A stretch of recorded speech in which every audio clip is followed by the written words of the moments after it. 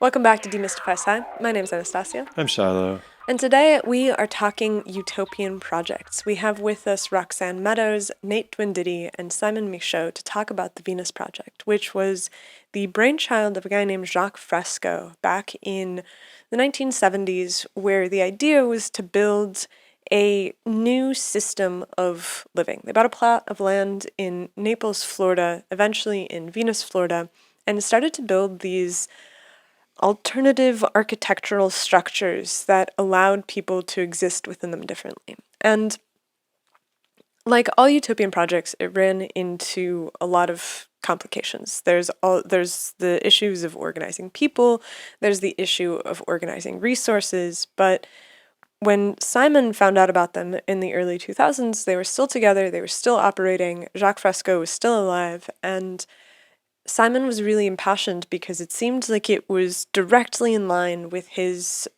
resource-based economy vision for what the future should look like, where He calls it the purple transition. the purple transition. We've had a conversation with him about the purple transition, and so Simon's using the framework of the Venus Project to kickstart what he calls the Prometheus Project, which is a much, much larger iteration of what was attempted in Venus, Florida. And we figured we should get into the details of the Prometheus project, so we invited Simon back. And he said, no, you've got to talk to these other people because they're the inspiration for the Prometheus project. So the Prometheus is actually the specific solution sets that are addressed with the purple transition that will go into the production of this flagship city. And we just get to hinting at some of these today, but mostly we're looking at the history of what's come before. And it's a pretty interesting conversation just from the standpoint of understanding what has worked and what hasn't worked and what have been the challenges so far to producing an alternative social system for people that exist within the larger context of whatever capitalist economy you want to call our current system. And there's not a ton of answers on offer yet, because we're going to have a different conversation with Simon about the specific implementations that he has in mind for this Prometheus project, which he's planning to put together somewhere in the desert of Argentina. And so the idea is that I thought it was Peru. Somewhere down south. Yeah, somewhere in South America. And so basically the idea is that you would design, build, and implement a city of 10,000 people that had a completely circular economy that was run in a completely different way than the way that we have cities organized today. And our goal with this conversation here was to understand the history of the Venus Project, to see where it had worked, where it hadn't, and what next level of iteration needs to happen in order to push people into a new form of living. Like Simon says repeatedly over and over again, he's like, systems are born while the extant systems still seem like the only possible paradigm. And we're really curious about that because it does seem like everybody who lives in our society is burdened by the difficulty of existing within it. And so anyone who's trying to offer an alternative while also having an eye on the limitations of what actually is possible is very interesting to us. Speaking of alternative organizations, we are entirely funded by listeners, which is a patron model, which I guess you could date back to the Renaissance, perhaps earlier. But that's what we're doing here. So if you love the show and you want to see it grow and get better, consider coming over to patreon.com/demystifysci and consider supporting the podcast with $1 or a fistful of dollars, your choice. We will accept either. And a huge shout out and thank you to our patrons. By the way, if you don't have money right now, maybe you will tomorrow. But in the meantime, you could just suggest the podcast to somebody you know who will love it. You can share it on social media. You can leave comments down below, like, subscribe, all that stuff. It all goes a long way towards ensuring we can get better and better guests and spend more of our time doing this. Absolutely. And in the meantime, enjoy the conversation with the Venus Project folks, and we will see you next time. The scientific revolution starts now. The Demystify Sci podcast. Let us see in the dark.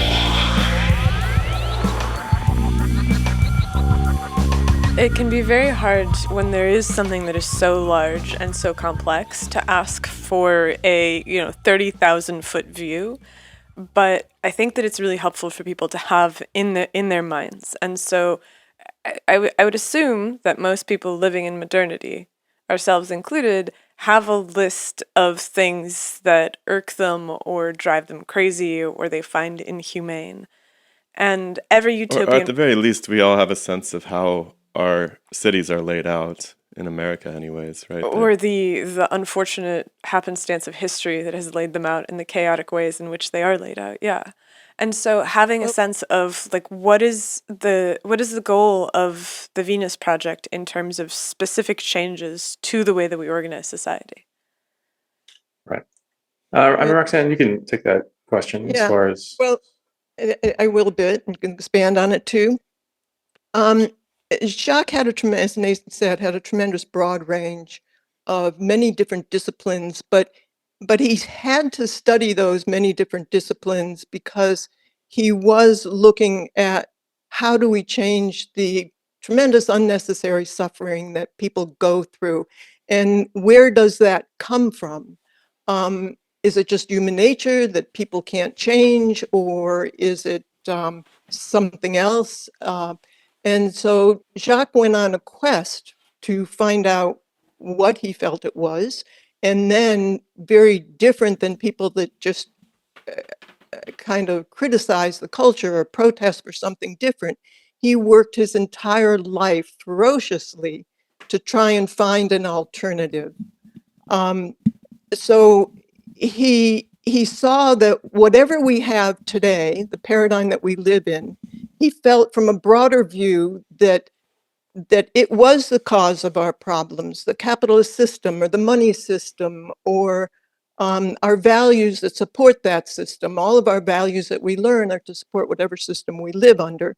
So he felt that in order to find a different method to live with, he came to the conclusion it can't be within anything that exists today, primarily, because the goal of the system that we lived under is for accumulating wealth, property, and power. And Jacques' aim was for the well-being of people and the continuation of life and reclamation of the environment and the preservation of the environment, because if we don't have the environment, we don't have people.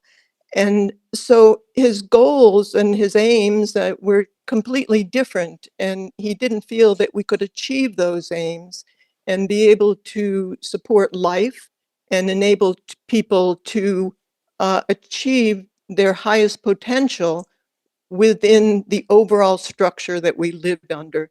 So to him, everything had to change. And he did. He put forth a lot of what he felt needed to be changed, from city design to our values to the way we look at resources, the way we use resources, enabling us to have the intelligent management of Earth's resources. It's a little bit, which is an enormous change, and it takes quite a while to unfold that. And if I understand it, the Venus Project place that you're at, is that a prototype of this idea? I have lots of pictures to show you. Okay, let's check them out. You can do that. And maybe to give a background, Nate can start with what he had prepared, if that's okay with you. Yeah, of course, let's do it. And then at a certain point, I'll roll out the pictures that I have as well.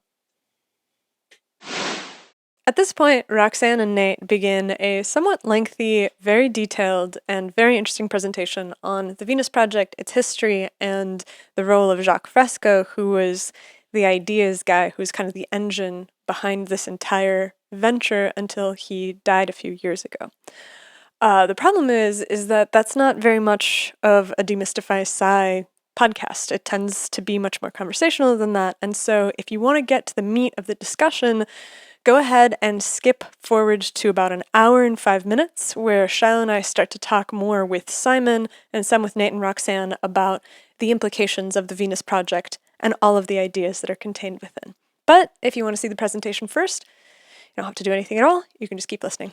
All right, back to it. So there's Jacques Fresco later in his life. There's one of the circular cities below, the sort of iconic model city of the future. We continue that tradition of circular city design because it has a greater efficiency associated with it. In a nutshell, if I were to compare Jacques to sort of contemporary people that the audience might remember or recognize, you could throw these people into a blender and you get an approximation, 70% of sort of what Jacques Fresco was like, right? Like if you got starting at the, let's start at the top here. We got James Randi, right, who's sort of a magician, and he would go around debunking metaphysics and sort of claims of supernatural phenomena and so forth. And you got George Carlin there. I'm sure everybody's heard of him. Very ruthlessly honest commentator on the sort of folly of humanity. Carl Sagan, science popularizer. Richard Dawkins, insofar as he's a very staunch advocate of atheism. And Kurzweil, Weil, he's the future man, always talking about the potential of technology evolving. Down there we got Socrates, that's the ancient wise man I'm talking about, just the sort of improvisational exploration of problems and trying to better understand. There's a little bit of Nietzsche, a little thread of Nietzsche and Jacques. H.G. Wells, which was an influence to Fresco. B.F. Skinner. Buckminster Fuller, insofar as his focus on design, right, architecture and so forth. I mentioned Skinner because Fresco really emphasized behavior, human behavior, the regulation of behavior, the shaping of behavior. And we got Alan Watts up there who was kind of in a similar situation where he's left behind a large collection of lectures and he was kind of an out-of-the-box thinker. Was very charismatic and so forth. So if you throw all them in that blender, you'll get something like an approximation of what Fresco was like. So he grew up in Brooklyn, New York. He came from first-generation immigrants from Europe. He grew up in poverty. He comes from nothing. That's his family there. He's in the bottom right as a young chap. Something that characterized his early years was a high degree of diversity. Right. This is back in 1916 when he was born. So he's growing up in the 1920s, 30s, and New York was still a very diverse place. A lot of immigrants from various parts of the world who maintain all their cultural norms. And so what this exposed to him was a really wide range of human flexibility, right? We're capable of a wide range of ways of being. And it really helped expose to him the importance of culture in shaping the individual, something that would come to prominence later in his work. He's growing up in the age of innovation, right? This is the golden age of the industrial revolution, and off the tail of the scientific revolution, and sort of the golden age of science at this point. So we've got the emergence of all kinds of technology, right? Cars, airplanes. This is probably when most of the fundamental things were invented. Certainly the influence of Jules Verne over there, who was one of the earliest visionary science fiction writers. So all this he's coming up in this time, and this is influencing him, and he's seeing a certain optimism towards the future, as most people were. And this is pre-World War One. Well, actually, it's just after World War One and when Jacques was born, but it's I remember when he's growing up. But up until that point, until World War One, there was still a huge optimism about the future and what's possible. Because all people could see was everything was changing, getting better, new technology, life was getting more comfortable. So Jacques coming up during that time, and the natural conclusion that follows from that is, well, it's just going to continue to get better forever, right? And that was the sort of spirit that possessed Jacques for all his life. That the human potential is endless, and we can always innovate and invent more solutions to our problems. So he wasn't very good student, chronically truant, but nonetheless he still learned a lot. He was very exploratory. He would go to churches, he would go to museums, he would go to history, art, science museums. He would go to libraries, and he would study a lot on his own time. He had a hard time paying attention in school and following the rules and that kind of thing. So he's really kind of a self-made, self-taught kind of person, as they call it, an autodidact. Probably the most significant event in his life was the Great Depression, right? So for those who are familiar with it, it's a long time ago now, going on 100 years, but that was probably the most traumatic period in American history. It was a world event, actually. It was the first time we had a world economic dip, and people everywhere were suffering. He was at the heart of it in New York, where the stock market crashed. So there's people jumping out of windows. There was people, parents selling their children, people eating their horses, whatever. It was all a desperate attempt to survive. As Jacques would say, he would see, hundreds of thousands of people sleeping in empty lots in New York because they're kicked out of their apartments. So he's just a teenager at this point and seeing this for the first time. This is coming off the sort of roaring 20s where everything was much more prosperous. So it was quite a stark contrast, and it really shocked his conscience and his consciousness. And for the rest of his life, this event drove him towards social change, trying to change the way the economic system worked, and to prevent anything like this ever again from happening. You can see there people on soapboxes preaching different ideologies, communism or socialism or some of the other variants. And so he got a chance to see the different perspectives of how society could be organized at a very early age. And that would be very influential on him thinking about what he would do for better social design. This was a time when parents couldn't afford to feed their kids. So these kids would run away and try to find work, try to earn some money, get some food. And Jacques was one of those kids. You can see here the posters to the Grapes of Wrath or Wild Boys of the Road, which pretty well represents what was going on at that time. And so this was a really rough way of life. And it's no wonder that they call people who were born or grew up during this time the greatest generation, because it's probably one of the hardest times in American history. So Jacques grown up in that time, and this gives him tremendous fortitude to face the challenge of global social civilizational redesign, because when you live not knowing if you're going to eat the next day, it makes you pretty tough to face challenges. But this period, it really helped emphasize the optimism that was sort of the legacy of the 1800s. You had authors like H.G. Wells and a few others who were sort of writing ideal futures. You can see they made a movie of Shape of Things to Come in 1936, I think it is. And it was sort of the culmination of that hope for a better world, a better future, a sort of a perfect society. And Jacques was growing up during this time, and that was quite influential on him.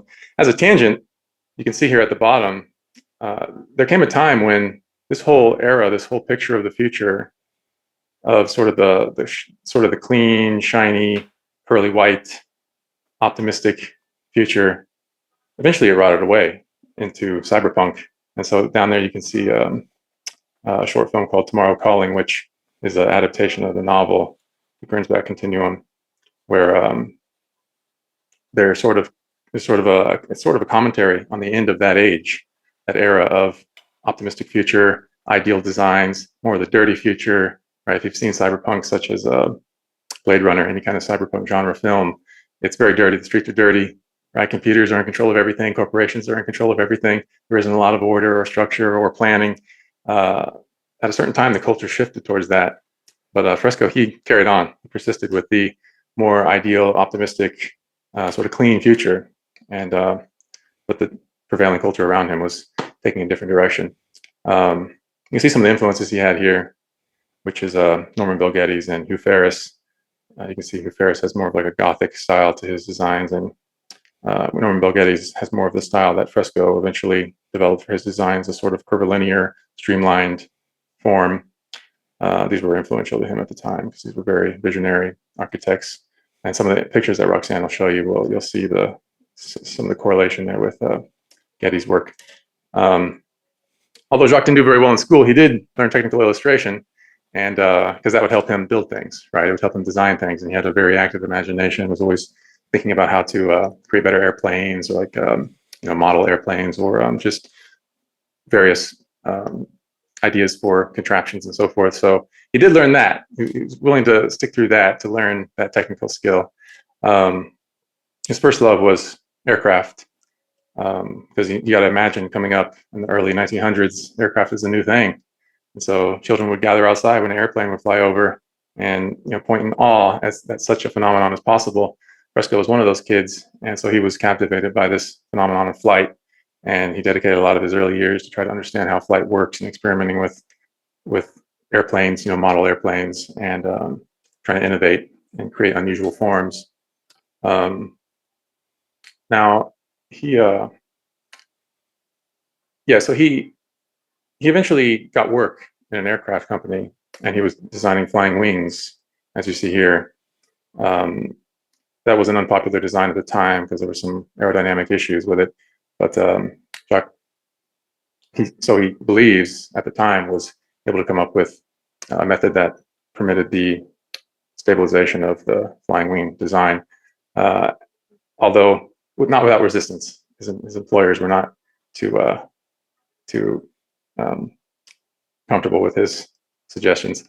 There's a little magazine article there talking about just, Jacques was kind of recognized at the time in Los Angeles as the guy that's 20 years ahead of the prevailing trends in aircraft design. And believe it or not, he also designed flying saucers, of all things. He thought that would be an aerodynamically interesting and effective form of flight. So it seems that form of flight didn't quite take off. Here's an example of some of the trouble Jacques had as he was trying to develop some of his ideas. He was a young guy. He didn't have a formal education. So, he pushed up against the establishment, the various institutions with some radical designs. And, that was one of the defining characteristics of Jacques' work. It was sort of this rebellious, radical design, good design. And when he tried to express that, it always got rejected by the status quo, by vested interest. And, you'll see those themes come up in what we're trying to do with Simon, as far as there's some power groups out there, some interest groups that want to suppress certain technologies from emerging to maintain their market share. And Jacques was going through the same thing. So Jacques' life is a testament to what any major change maker tries to achieve. I'm just going to run through some of the stuff that Jacques worked on when he was younger, some of the inventions, and just some of the stuff he did to make his money. So he got into like model making. He helped start the Rebel company, which was a very popular model making hobby kit. And they produced hundreds and hundreds of these models over the years. He had something called Scientific Research Laboratories in Los Angeles. And he had a few friends there that he worked with, and they would work on various inventions, just whatever they could come up with, whatever problem that they had stumbled upon and could think of a solution. Jacques, he considered himself an industrial designer at the time, so he worked on a wide variety of household products, but he also applied it to like architecture and automobiles. And so he did that for quite a while, and he would just come up with an invention. So he claims hundreds of inventions at that time. And a lot of them he had to just file away because he didn't have the money to patent it, or he couldn't get it on the market, usually because it was maybe a bit too radical. And so the way he would make his money is he would just come up with an invention, sell it off, just outright. He wouldn't do any kind of licensing thing. He would just get it out of his hands, take his money, go back to the lab. Because really what he cared about was the basic research, right? Not so much inventing, but like the fundamental science. So here's some of just like small items that he would make and he would sell off. He worked on architecture a bit. He had this idea of a fully prefabricated home where it's made in a factory and shipped and put together in like 8 or 10 hours. I think it's 8 men, takes 8 men, 10 hours to put it together. He called it the trend home. And you can see down there in the bottom left corner, there's these contraptions, these little extruded elements that snap together so you can just quickly assemble the structure. And this was coming off of World War II, where there was a lot of veterans or military men who were coming back, and there was a metal shortage because of the war. And so a lot of this was made out of aluminum at the time, which was abundant. And that only went so far because this was very radical at the time, the idea of a prefabricated home. I mean, to this day, we still have guys with hammers and nails, right? And wood and putting it together piece by piece. The idea that you would assemble everything in a factory and just sell it as a whole, and you have a few variations, sort of the modern streamlined mass manufacturing approach, that was going to upset the industry. So he had a lot of trouble getting that product realized. Eventually, he was sort of blocked, but he did take it to a prototype stage at least, and just some more products he worked on. He's worked on a couple of different housing projects. He had a company called Jacques Fresco Enterprises that was another company he used to sort of commercialize some of his inventions. Up there in the top, you see him in one of his prototype cars. It was a 32-part car.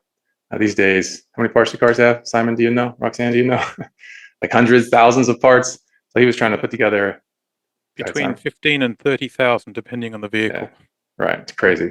So maintenance is, of course, a massive inconvenience. So he was trying to really simplify the process and make it much more affordable for people.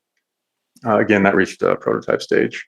And he had this is just an iteration on the prefabricated, well, not so much prefabricated, but this is a mold for a car there on the right. It's put together as a whole, and then you add the additional parts on there. And he also got into medical work too, as far as creating like surgical devices or prostheses for medical patients. So this is kind of way he'd make money on the side, but ultimately it was always about coming back to the purpose, which was social change, designing for a better world, doing the basic research, the learning, and sort of studying fundamental phenomena, right? That's always the primary driver in his thinking. This was all just stuff he had to do, as he calls it, to prostitute himself to get some food to eat and to pay for what he really cares about. So he never really pursued money. And he would always tell people that he was a terrible businessman, right? And he was taken advantage of a lot throughout his life. People would come, steal his ideas. He would get into business contracts that he really didn't have too much background to understand, and it would turn out he comes up short in the transaction. So he stayed obscure for a long time, partially for that reason. He just didn't know how to make it in business. And here's a perfect example. He had all his stuff auctioned off on multiple occasions. So here's an ad from a newspaper where all his lab equipment is being taken, sold off at a lot to basically pay back the owner of the building. Here on the right, you see him with a flying wing, and he's demonstrating electrostatic effects on water and how you can repel water with electrostatic. And down there at the bottom, it's showing how you could apply that to a wing to repel water as the plane is flying through the air. It helps reduce the friction because it would repel the air as well. So this was an attempt to move towards eliminating the sonic boom and so forth. So he had big ideas in mind and was doing some of the fundamental research to get there. And that's where a lot of his money went. Now, there's some interesting experiences that really help paint the picture of what gave him some insight into the human being and what's possible for human culture. So when he was a lot younger, he went to the Polynesian Islands, to an island called Tuamotu. And you can see there, at the time, this was like 1939 or so, they were still basically in their natural form, right? They were indigenous people. They were living off the land. There was quite an abundance of food on those islands. So they were comfortable. And what he saw there was an abundance of sorts, of course, in a very simple condition, but nonetheless, the people were happy and they shared everything. There wasn't a lot of fighting. And the way they interacted with each other was very different. The way they made love to each other was very different. The way they communicated was very different. And this was a very sharp contrast to, coming from the United States, where everybody's out for themselves. It's all about profit. It's all about private property. So this really gave him a glimpse into what's possible for people if you're just raised in a different environment. And so one of the prevailing themes in his work is environment shapes behavior. And so if you can devise an intelligent design, a wise design for a society, which requires re-engineering the entire environment, meaning the city, then you could get a more prosperous and effectively functional culture as opposed to a dysfunctional one that we have in most places today. He was in the military for a while. They had him working at Wright Field in Dayton, Ohio, working on design stuff for aircraft. And he refused to work on weapons. And that ultimately got him an honorable discharge. So he went back to work. Here we have something very interesting in the history of sort of utopian thinking or social redesign. If you look there in the top left, that group of fellows was called the Technical Alliance, and they came into being in the early 19-teens, and their objective was to do an energy survey of North America to understand what resources we had, because they thought that the economy was being managed haphazardly, and it wasn't being managed at all. and they wanted to bring more of a scientific basis to the way society is governed. And so these all consisted of basically scientists, technicians, engineers, and they set their mind to the task of how could we redesign governance for society and the economy. And so this is the first time in history where it's a clean break from Marxism, socialism, anarchism, right? Where we have these long, decades-old traditions of thinking. These guys were coming from an entirely different standpoint, the standpoint of what was the modern science at the time and what could that tell us about how to reorganize society. And so that's a very firm starting point for what influenced Fresco's direction, like the thread of ideas that he comes from. This is one starting point. You can see there in the middle, that's Howard Scott. He was the leader of the group. They called it Technocracy, Inc. And now, these days, Technocracy is taken on sort of a kind of a scary meaning for a lot of people. But back then, it was brand new. And they just meant, sort of governance of society through technical means or technology and so forth. They put on big events. They had a big following during the Great Depression because everybody was looking for an answer. Like I showed earlier, the people on the soapboxes were preaching their solution. Well, Technocracy was sounding pretty plausible to people because it had this kind of cutting edge, new feel to it. And they were able to organize a lot of people. A lot of people were engineers or aspiring engineers, technicians, people that were more technically minded. In the bottom left corner there, you see they have a design for North America. They called it the North American Technate. And they thought that was the boundary condition for an abundant society, a society of abundance, right? All the resources that were within that region would be enough to supply the population of that region for a long time and very comfortably. Let's see. Oops. Fresco, he also got into science fiction. By the way, Fresco, he was a member of Technocracy, so he had very intimate experience, and he influenced some of what they did in the later years after the Depression. So he also got into science fiction. He lived in Los Angeles, which, that was the Hollywood capital. And he did some work for a couple films and was building a lot of models at the time that represented futuristic spacecraft and like space stations and so forth. He was friends with this guy, Forey Ackerman, on the left there, which he's the guy that coined the term that we know today called sci-fi, right? Abbreviation of science fiction. You see Jacques down there with him in the bottom left corner. Now, the interesting thing here is Ackerman, he was very well networked with all the science fiction writers, and Fresco was one of his favorite people because it wasn't just science fiction. It was like a genuine intent to change society or change the world, right? And so there was a deeper philosophy in what Jacques was presenting than a lot of the sci-fi writers, which were kind of doing a bit more superficial, shallow kind of visionary work. And so there was a group called the Futurians, which was most prominent among them was Isaac Asimov there in the middle top. And these were some of the biggest thinkers at the time in science fiction. So you got Isaac Asimov, Robert A. Heinlein, Arthur C. Clarke, and who else? Ray Bradbury. So these guys, they were all in the network with Forey Ackerman, and Ackerman was always promoting Fresco, trying to get him in front of people to give lectures and so forth. So it's no surprise that Jacques would have influenced some of these science fiction writers. Now, at the time, Jacques was obscure. These guys were obscure at the time too, except for maybe Heinlein. And no doubt there was a brew in LA of all this thinking about the future. And Fresco's influence in the science fiction world in those years is unmeasured, but definitely there. I mentioned Ackerman had him doing lectures. Well, Jacques was a incessant, obsessive lecturer. Every chance he got, he would be lecturing somebody, always trying to teach. He was a fantastic teacher. And he honed his craft over decades, ever since he was a teenager, talking to his friends on rooftops in Brooklyn. So he did a lot of civic lectures in his across his years in LA, and both when he moved to Florida and Miami. So he would talk to whatever groups. There's a picture there as an example.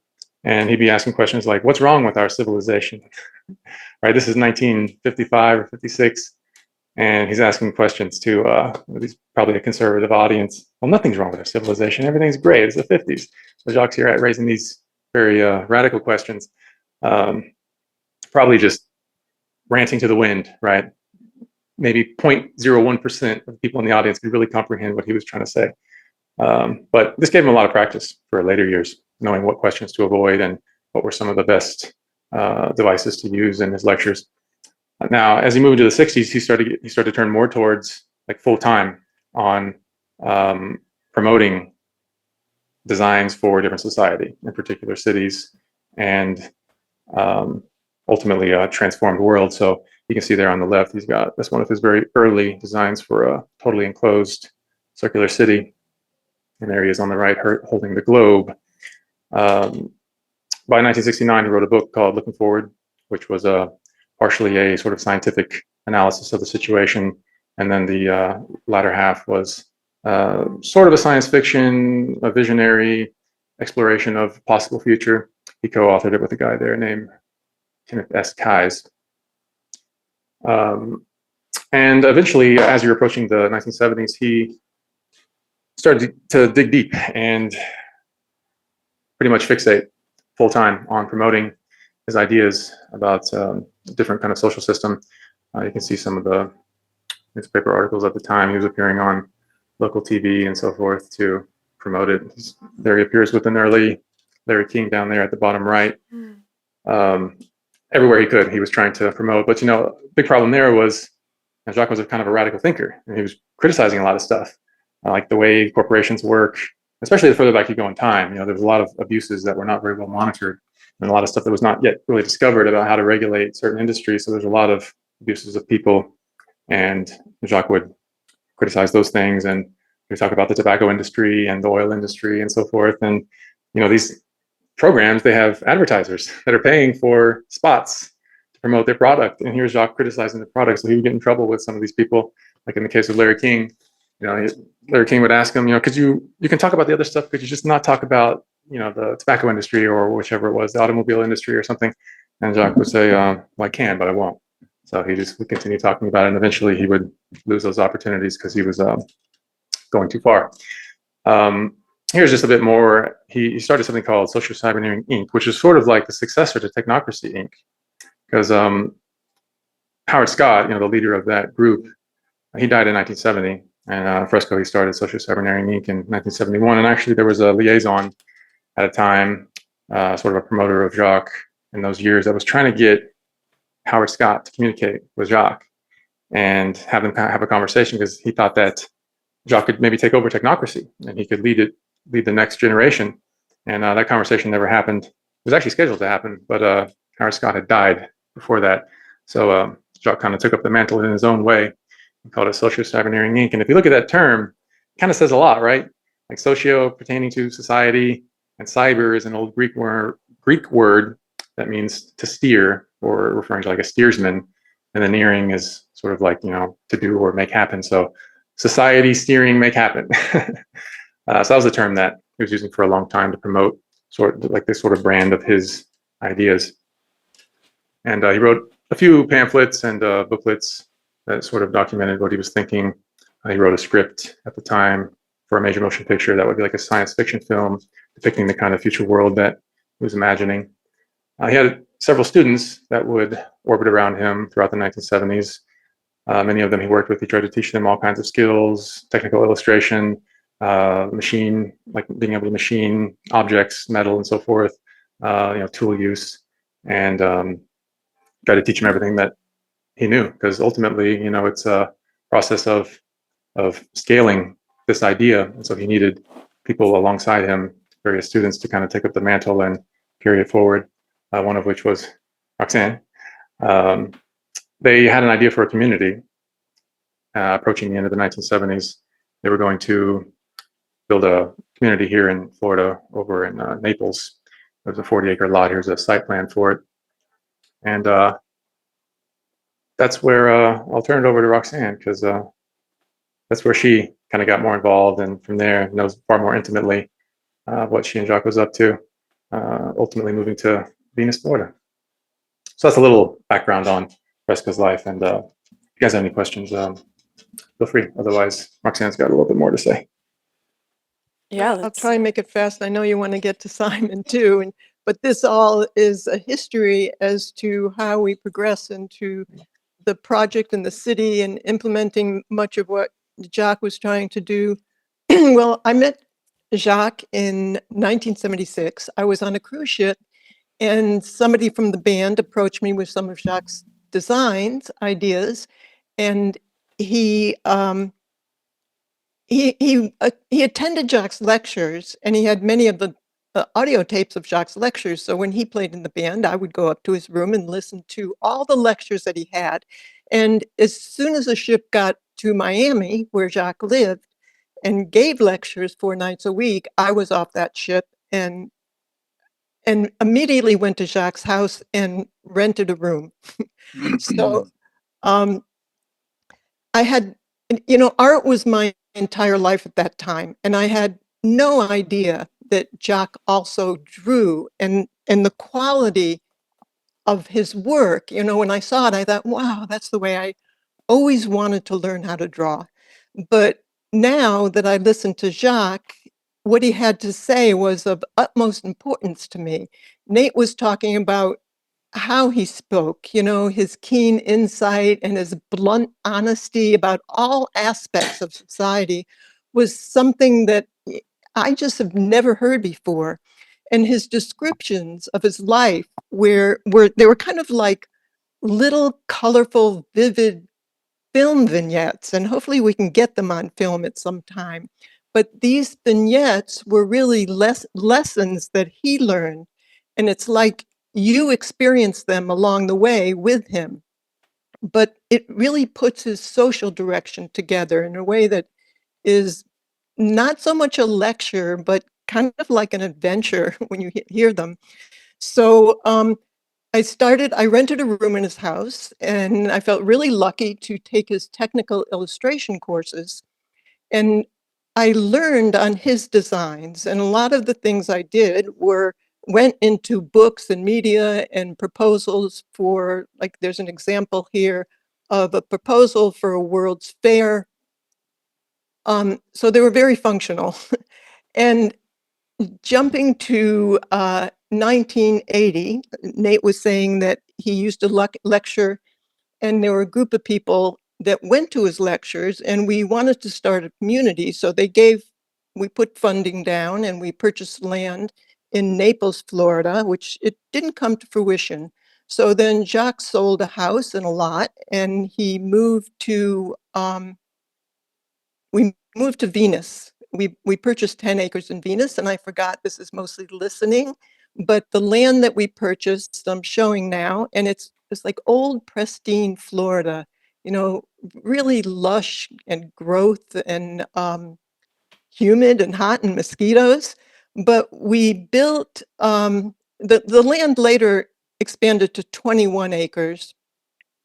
But we built many structures, and we built them without taking out any loans or without any mortgages. So it took us quite a long time to build these 10 structures. They were experimental buildings, the way the process that Jacques wanted to use. And that process was he overbuilt because we live in hurricane country. So we built out of steel and concrete.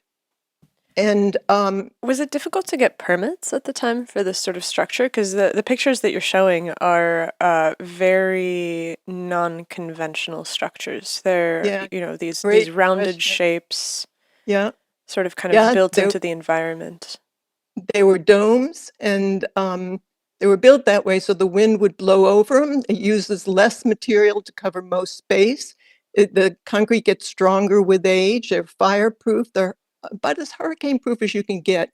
And we couldn't have built them in Miami where we lived previously, but we went to the zoning board with 2 blueprints, and the architects couldn't even do a dome. It was before computers, so I had to do the blueprints and the cutaways and the structures. And the first 2 buildings that we made, the zoning board came, the cops came on their horses, teachers came, the fire department came, and they looked at our structures. And then we brought in 3 more blueprints to do 3 more buildings, and the zoning board didn't even have me open the blueprint. They said, "Look, you overbuild. We're here to protect people. You just do what you want," which was very unusual for a zoning board, but that's what we did. We went ahead and we built these structures, and they were very, very sound. And I'm flipping through pictures, but this is like a double dome in front of a a deck that a half circle that hangs out cantilever over a pond that we built. So they were very, very efficient. And we did everything. We did the inside, we made the lamps, we made the couches. It was a great experience. We also did a lot of architectural renderings and models to show just what Jacques wanted to show what the future could be like. He didn't want to just talk about it like other futurists. And since he had such a technical background, he could also build these things. And we put them into books and videos and lectures, the pictures. And we did hundreds of models. If you come here, we give tours and talk about the direction and take people through these model rooms and describe what they're like and how the buildings are built. When I was with Jacques for about 43 years, he did 5,500 design sketches, and his sketches were with pen. He knew his craft so well and the technical aspects of drawing that he would do 8 or 10 sketches a night of new designs. He was so prolific. So, as Nate described, Jacques described himself as a social engineer. He was a forerunner in the field of human factors. He also was an industrial designer, and he worked in the field. When I met him, he was doing medical devices for surgeons. And he did aircraft and boats and cars, and he worked in the film industry, as Nate said. He also had a deep understanding of cybernetics and system science, along with the socioeconomic situation of the day. So he and also, it wasn't just technical, but to put his educational theories to test, he worked with drug addicts and alcoholics, and he even engaged the Ku Klux Klan to see if he could change them and how fast he could change them, and he did. He was successful. So, his vast understanding came together with an unwavering drive. He was never negative. Nothing would ever really stop him. If anything went wrong, he would just go on to something else. But he had this drive to develop a social design to alleviate the unnecessary suffering that he saw in the world. And at one point, he just stopped doing technical houses or boats or planes, and he said, that's not going to change society. The most important thing that's needed today is a change in the values and the social direction in order to change things. So we worked for many years accumulating a portfolio of models and renderings and blueprints. And as I said, we used them for videos. And we were working in obscurity because who's going to have Jacques, as Nate was mentioning, on a show in the 1970s, 80s, and 90s if you're talking against capitalist system and dissecting the monetary system and talking about planned obsolescence and describes the inequity in the world when few nations control most of the earth resources and many other nations are suffering. So I can't imagine how rough it must have been for Jacques when when he was talking about these same ideas in the 40s and 50s and the 60s. So how this played out was that Jacques really had to wait until the internet came out so he could be heard. And there were several documentaries that other people made about Jacques' work when the internet did come out, and they went viral. And so because of that, I'm catching up on these pictures. So because of that, after these documentaries were released, we ventured out on a world lecture tour to about 19 different countries, and Jacques was 94 at the time. And he began to fill auditoriums and at every stop, which was really heartwarming for me to see because I thought his voice had to be heard out there. And what he was talking about was really it should be a new science. There are no sciences of how to design an alternative social direction because they work on patchwork within the culture. And they're all the different silos of the different disciplines. They don't come together as a whole and look at it as an overall system and understand that it is a system that is the problem in the first place. But when Jacques was 101, like what kind of damage can he do at 100 years old? Excuse me, when he was 100, the Novus conference at the United Nations gave Jacques a United Nations Sustainable City and Community Awards. And the prestigious Baker Museum in Naples, Florida, displayed Jacques' lifetime of work in quite a nice exhibition describing his whole history and showing a lot of his designs and what they were ultimately for changing a society and changing the social system. And at 100 years old, we also had a conference that was designed the last minute for his 100th birthday that he did speak at too. We had many people come and speak, and we had about 650 people come to Fort Myers, Florida to attend that. And when he was 101, it was the year that he died, and up till that time, he still gave lectures in Venus, and it was the Venus tours. So, what did Jacques advocate actually? So I'm sure we'd like to know. Well, this is really greatly condensed, but Jacques advocated designing in accordance with the carrying capacity of the Earth's resources. He was a proponent of using technology to help expand the carrying capacity and to eliminate boring and dangerous jobs at the same time.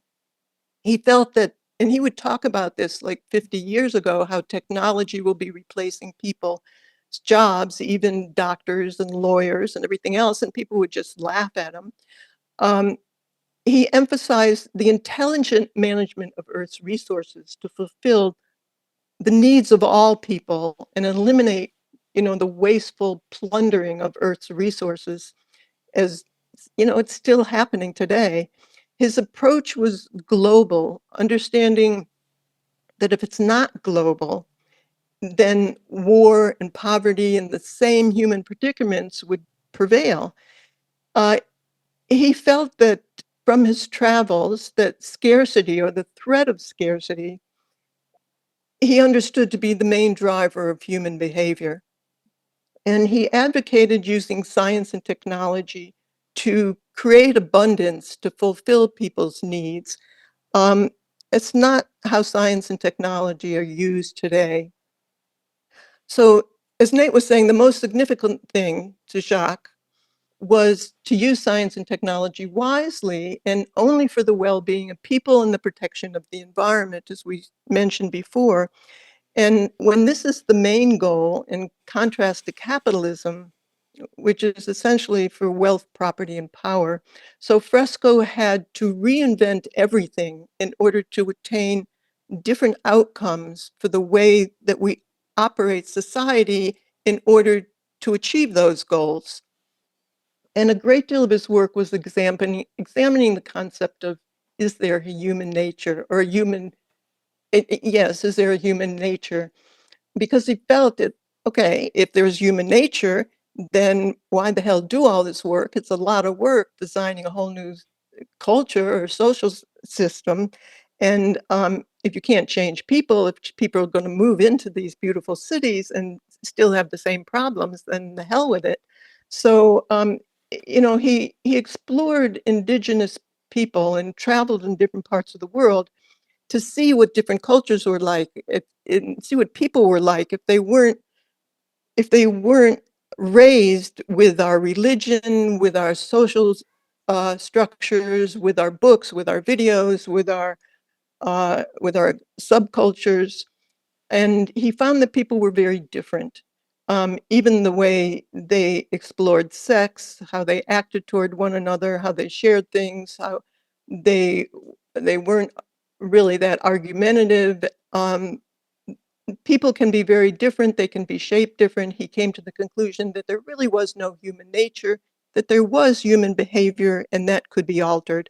So his quest was to learn what it is to design another culture or another society or environment that would enable people to be more constructive and, and enable them to reach their highest potentials, as I mentioned before. And, you know, he didn't do this to be like Pollyannish. He really felt that did not, if humanity did not tackle these problems, that we would probably kill ourselves. And there may be evidence for that coming. He was really afraid where he saw humanity going, seeing pollution on the rise, seeing the threat of war, seeing the amount of resources that were used to prop up the war industries. And he saw the biodiversity and decline and overfishing. And, it really scared him. And that was the impetus to keep working at what he was working at. He felt that nothing less than a global approach would address the problems that we have on Earth. And he felt that all Earth's resources needed to be the common heritage of all the world's people. Um, and eventually get rid of the artificial boundaries between people. And this takes an entirely new social design, which he called a resource-based economy, where all goods and services were available to everyone without money, barter, or credit, or servitude of any kind. And this was the basis of the design of his culture, and a lot more. I'm really just trying to breeze through this um, to show how much Simon fits into all of this background and taking it farther in certain aspects. So these are Fresco's foundations, which continue to influence the Venus Project. We take a broad approach to respond to the present global meta crisis that we face today.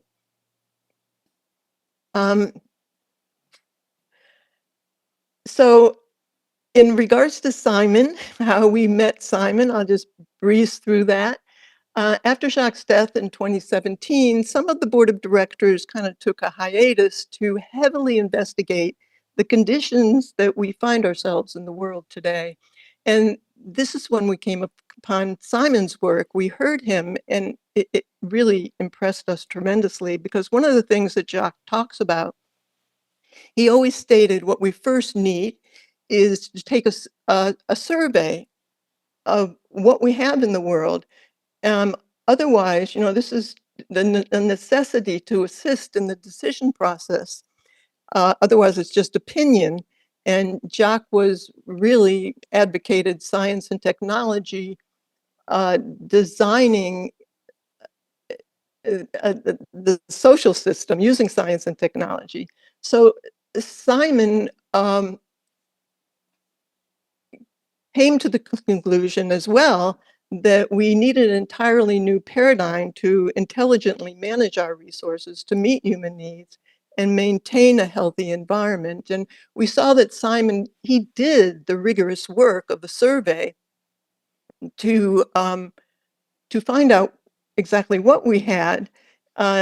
His data helped demonstrate that what is being advocated to meet our energy needs in the future, understanding that now the nations and people are talking about that we have to get off of coal, oil, and gas, but they're touting something that Simon's work proves is entirely erroneous. And so we have gotten together with Simon to continue Jacques' work as much as possible.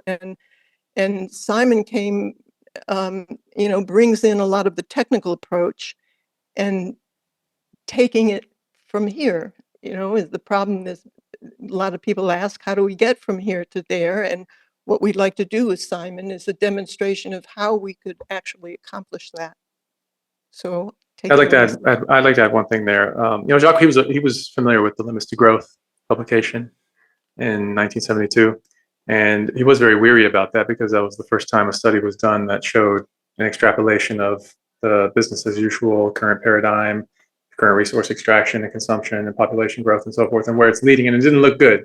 So Jacques had an urgency for really probably all of his life, but certainly in after that point, a tremendous urgency to try to get something going to change the course of the human future. And the limits to growth, they warned that as well, right? They made suggestions like over the next 30 years or so, we need to make tremendous changes.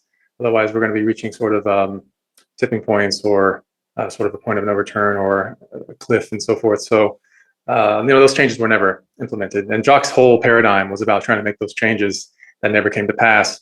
And the current green transition in its current form, it still kind of makes those assumptions that if we just reorganize a bit of our energy technology and it's going to fix climate change and some of the other issues of the poly/meta crisis. And it's kind of too late for that approach that they're taking. And so in the case of when we came across Simon's work, he seemed to be kind of ahead of the game. And he was, like Roxanne said, the closest approximation to a global survey that we could find with regards to energy and minerals.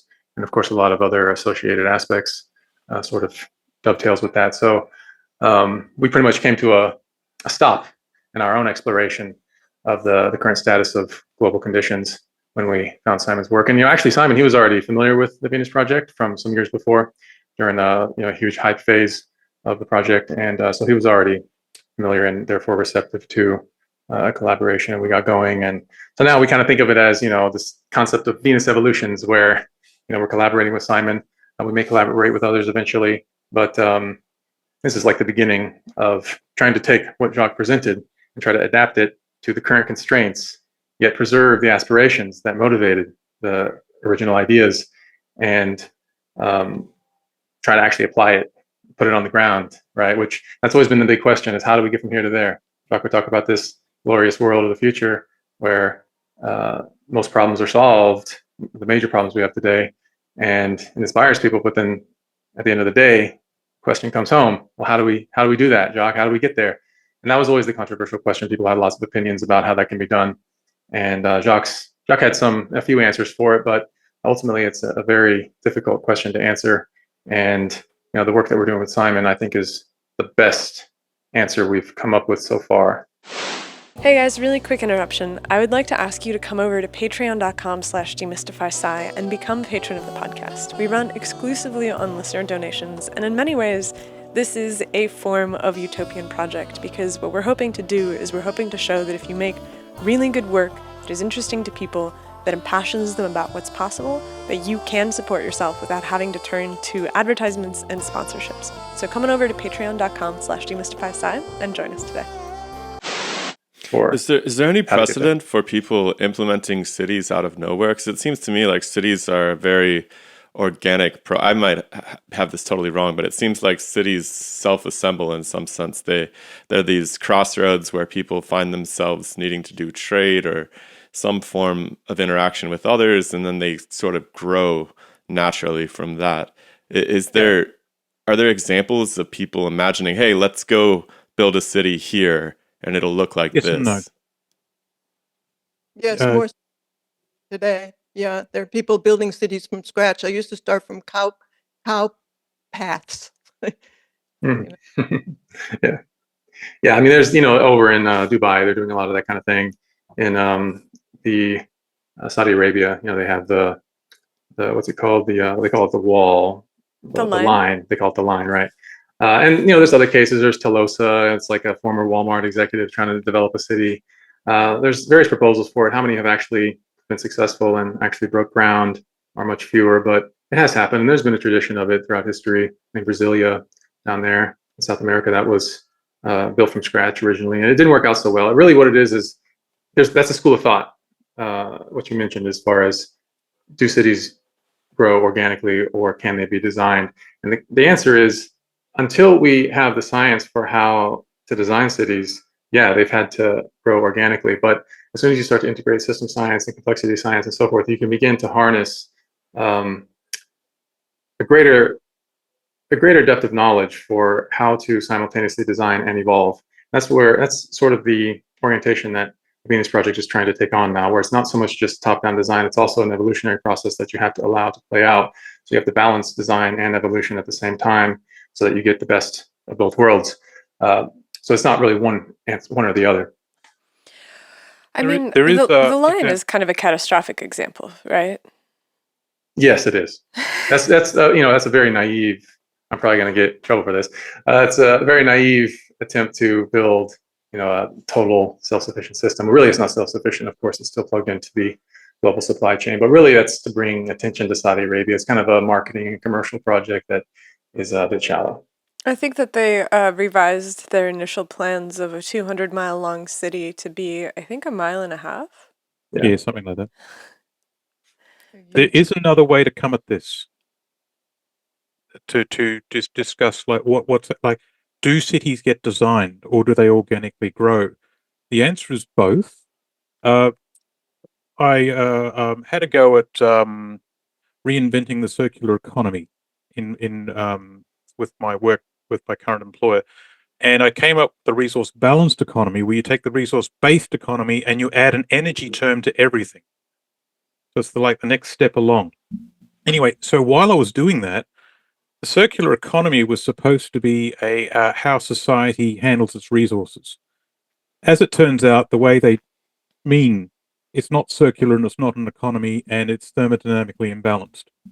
So while it's a great way to raise funding, the circular economy in its current form is destined to fail.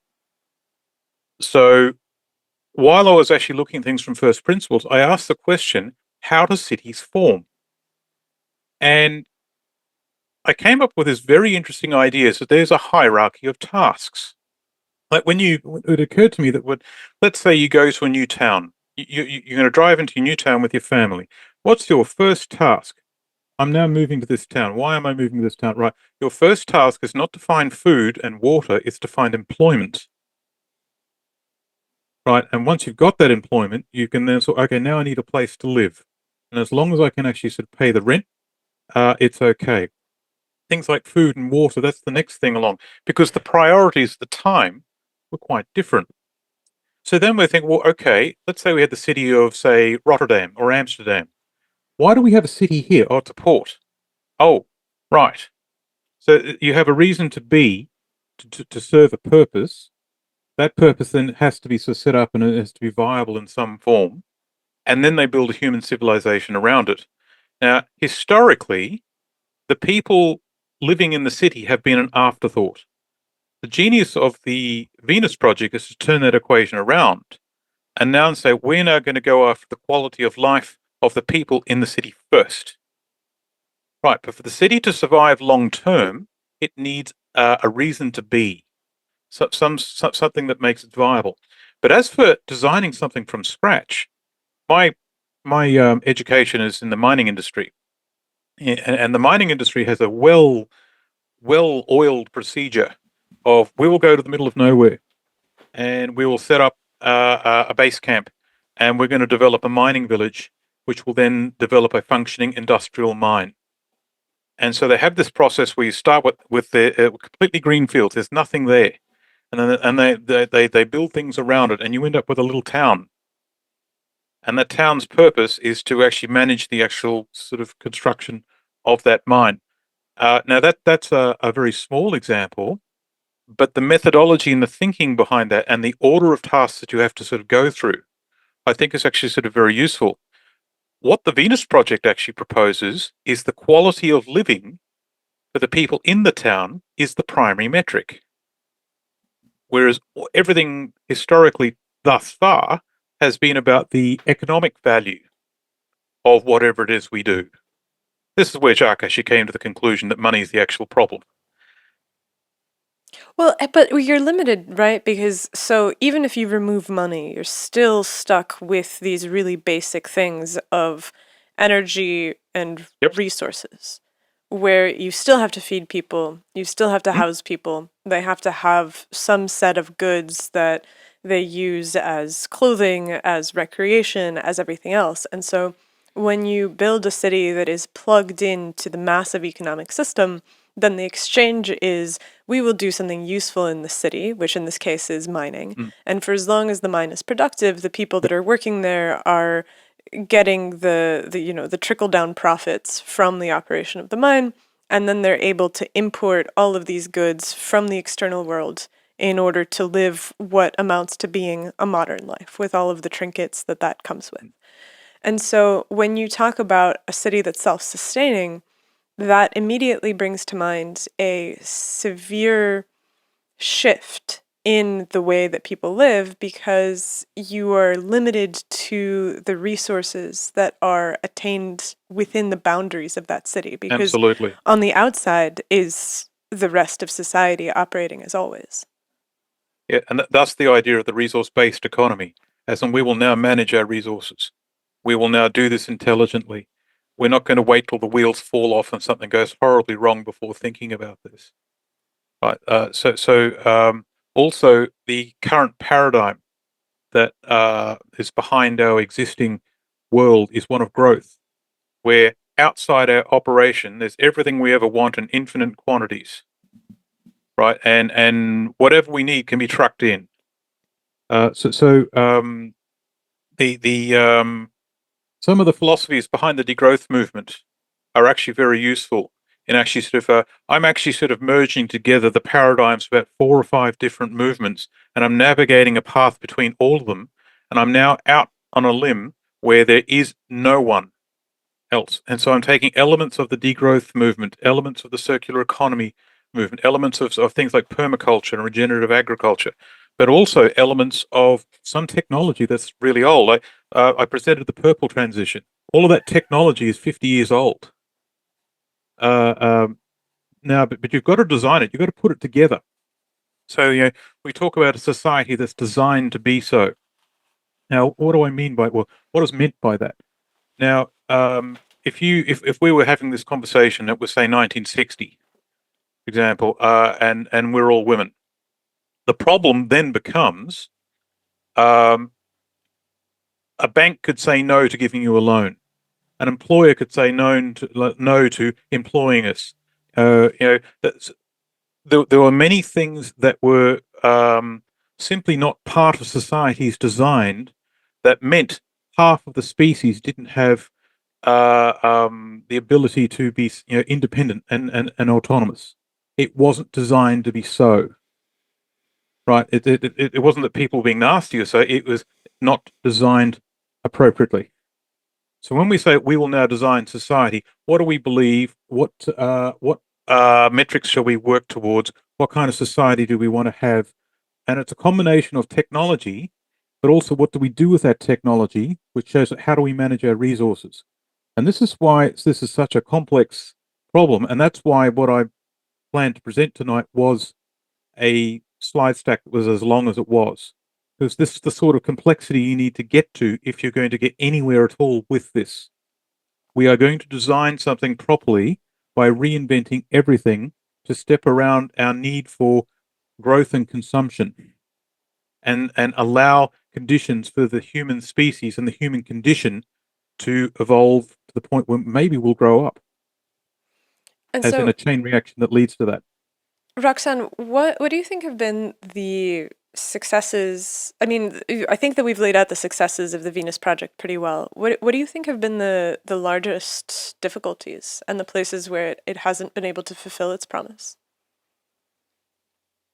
Well, Jacques was always trying to put this to test by building a city. And we were very successful in terms of being very popular at one time during the Zeitgeist films. I don't know if you ever saw those, but we really, at the time, were not ready for that explosion of success, and we didn't have the systems behind it as to how to proceed. And we were working with somebody that was with kind of different values and different thoughts of how to do it. So we feel we're in a better position now, maybe to carry things through. We feel that we need to put this to test through building something, and Simon feels the same way. And to show an example for the rest of the world as to, yes, this, like any other scientific experiment, you have to put this to test. And yes, we were successful in this area and this area, and this needs more work. But a lot of people talk about what is not working, but they don't come up with a feasible plan to try and show something different. So, I could give all sorts of excuses. Times weren't right. We didn't have the money. We did, but eh, now we might have more of a chance to do that. And with Simon, we may have more of a chance to reach out to other people that we need to get behind it. It's not just the three of us or the four of us with Theo, who couldn't make it as well, another board of directors. So it's not like we've given up. Like, why Yeah, of didn't course. I mean, but in terms continue? of specific things that you feel like you've looked at the project over the course of its development. Obviously, you've built this beautiful location. You have a community of people that are devoted to it. It's become popular in the cultural landscape to even start to think about these questions. Sure. And We you, work. Oh, oh no, go ahead. I Go was ahead. just going to say, we work between systems right now. We're trying to propose another system, but we still need a lot of funds to build that system as well. And we were never good at being able to get funds. That was a downfall with the Venus Project. And we are maintaining this land, which is costly as well. So there are those issues as well. And we will have to be able to get enough funding to start what we want to start now. It Yeah, seems to me like in terms of costs, you couldn't imagine a more expensive project than building a city, probably, right? yeah, it's pricey. I mean, it doesn't seem like there's a higher level ambition than building a city, as Yeah. far as I can tell. Or maybe building a city on a different planet. I guess so, yeah. Well, that's Elon Musk. We're not quite that crazy, but Bottom of the sea would be worse again. yeah, that's true. Yeah. Jacques had some designs for that, by the way. I know. I saw. Yeah. So I saw the Venus Project first in 2008 with the Zeitgeist films, and I must say it was the coolest thing I'd seen ever. But at the time, I thought, this is cool. It was amazing. But at the time, I was also mapping and modeling resource constraints, in particular the energy consumption of grinding of rock in the mining industry. And I saw all these problems that were laid out, and I couldn't see a way past those problems at the time, which meant what was proposed by the Venus Project at the time, to me, wasn't going to work. Now, that was then. I can now see a vector around all those problems. And yes, I do believe we can hit those targets and also resolve a lot of the problems that we have in front of us, and actually unify many competing tribes into one group without any compromises. I can do that now. And in fact, I discussed this with the purple transition, but back then I couldn't. And so when you're saying, what has the Venus Project struggled with? Well, I think it was missing some steps of how to actually navigate around some of the existing problems that we now face. And a lot of those problems we ourselves couldn't articulate because we didn't understand them until the last 4 or 5 years. We instinctively knew that they were there. You try and talk to someone in the corporate world about the problems with the existing monetary problem, and they just shut down. You get thrown out of the building, right? But now those same people will explain to you what the problems are, and so this also has the feeling of a timing. The Venus Project was decades ahead of its time, right? But now it's actually it's starting to be feasible, where certain things can be discussed out loud, and practical problems now can be discussed to the point where they're seen as credible. Now, as for how much money do we need to do that, we're going to build a small city of about 10,000 people when it's fully established. We need somewhere between $1 and $3 billion US to do that, where most of that money is going to go to developing industrial pilot scale sites and technology development. The actual settlement itself will cost somewhere between 800 million and 1.2 billion. That's a back of the envelope sort of sketch, but that's the sort of hoop that we need to go for. And how do you attract people to that if it's self-sustaining? I assume they're not investing in it for their own growth outside of the project. So there's two ways to do this. We're getting a little bit ahead of ourselves, but first we kick off with a grassroots funding to get us going. Once we've actually got, and the people who would actually engage with us and also submit their ideas and volunteer their ideas and actually help us push this forward, they actually make the next step go better. Because the next step is we then go and get some capital. Because we need to use the tools of this world to build the next world, right? So you're not going to build something like a nuclear reactor without capital, right? That's just a sad reality. So, what I was proposing, for example, a modular thorium molten salt reactor. Anyway, so once you've then got to go and get capital. So we need to attract people to deliver that capital. Now, there's many strategies to do that. One strategy is to find what's called a legacy impact investor that wants to see humanity change. They want their family name associated with we develop the next era of human science. There is a lot of money out there of that kind looking for a place to land because they absolutely know, because they're actually part of that system, how bad that system is. It's in deep, deep trouble, right? So if we can actually show a plan on the ground that's considered credible, we may have the problem of having too much money too fast. Right. The second kind of investor that might be able to help us is someone who is say, all right, we would like some royalty streams on what you produce, with the understanding it might take 20 years to get there. Now, what I'm proposing is a system, what I call industrial permaculture, where you're actually extracting raw materials from the local environment. This is circular economy stuff. And using that as raw materials, we can use innovative manufacturing ideas to manufacture cool stuff. For example, take tires from mine sites with rubber, put them into a pyrolysis plant, turn that rubber into diesel fuel, use the diesel fuel to build the city. On the other hand, we also get carbon black out of that operation. That carbon black can be turned into graphene. Hold the phone, we're now making graphene products. So we can have a factory making graphene products in our city. What do we do with that? We sell those graphene products to the to the rest of the market. We're one of the few places in the world that's pumping out this new technology we call graphene. Hey, that's cool.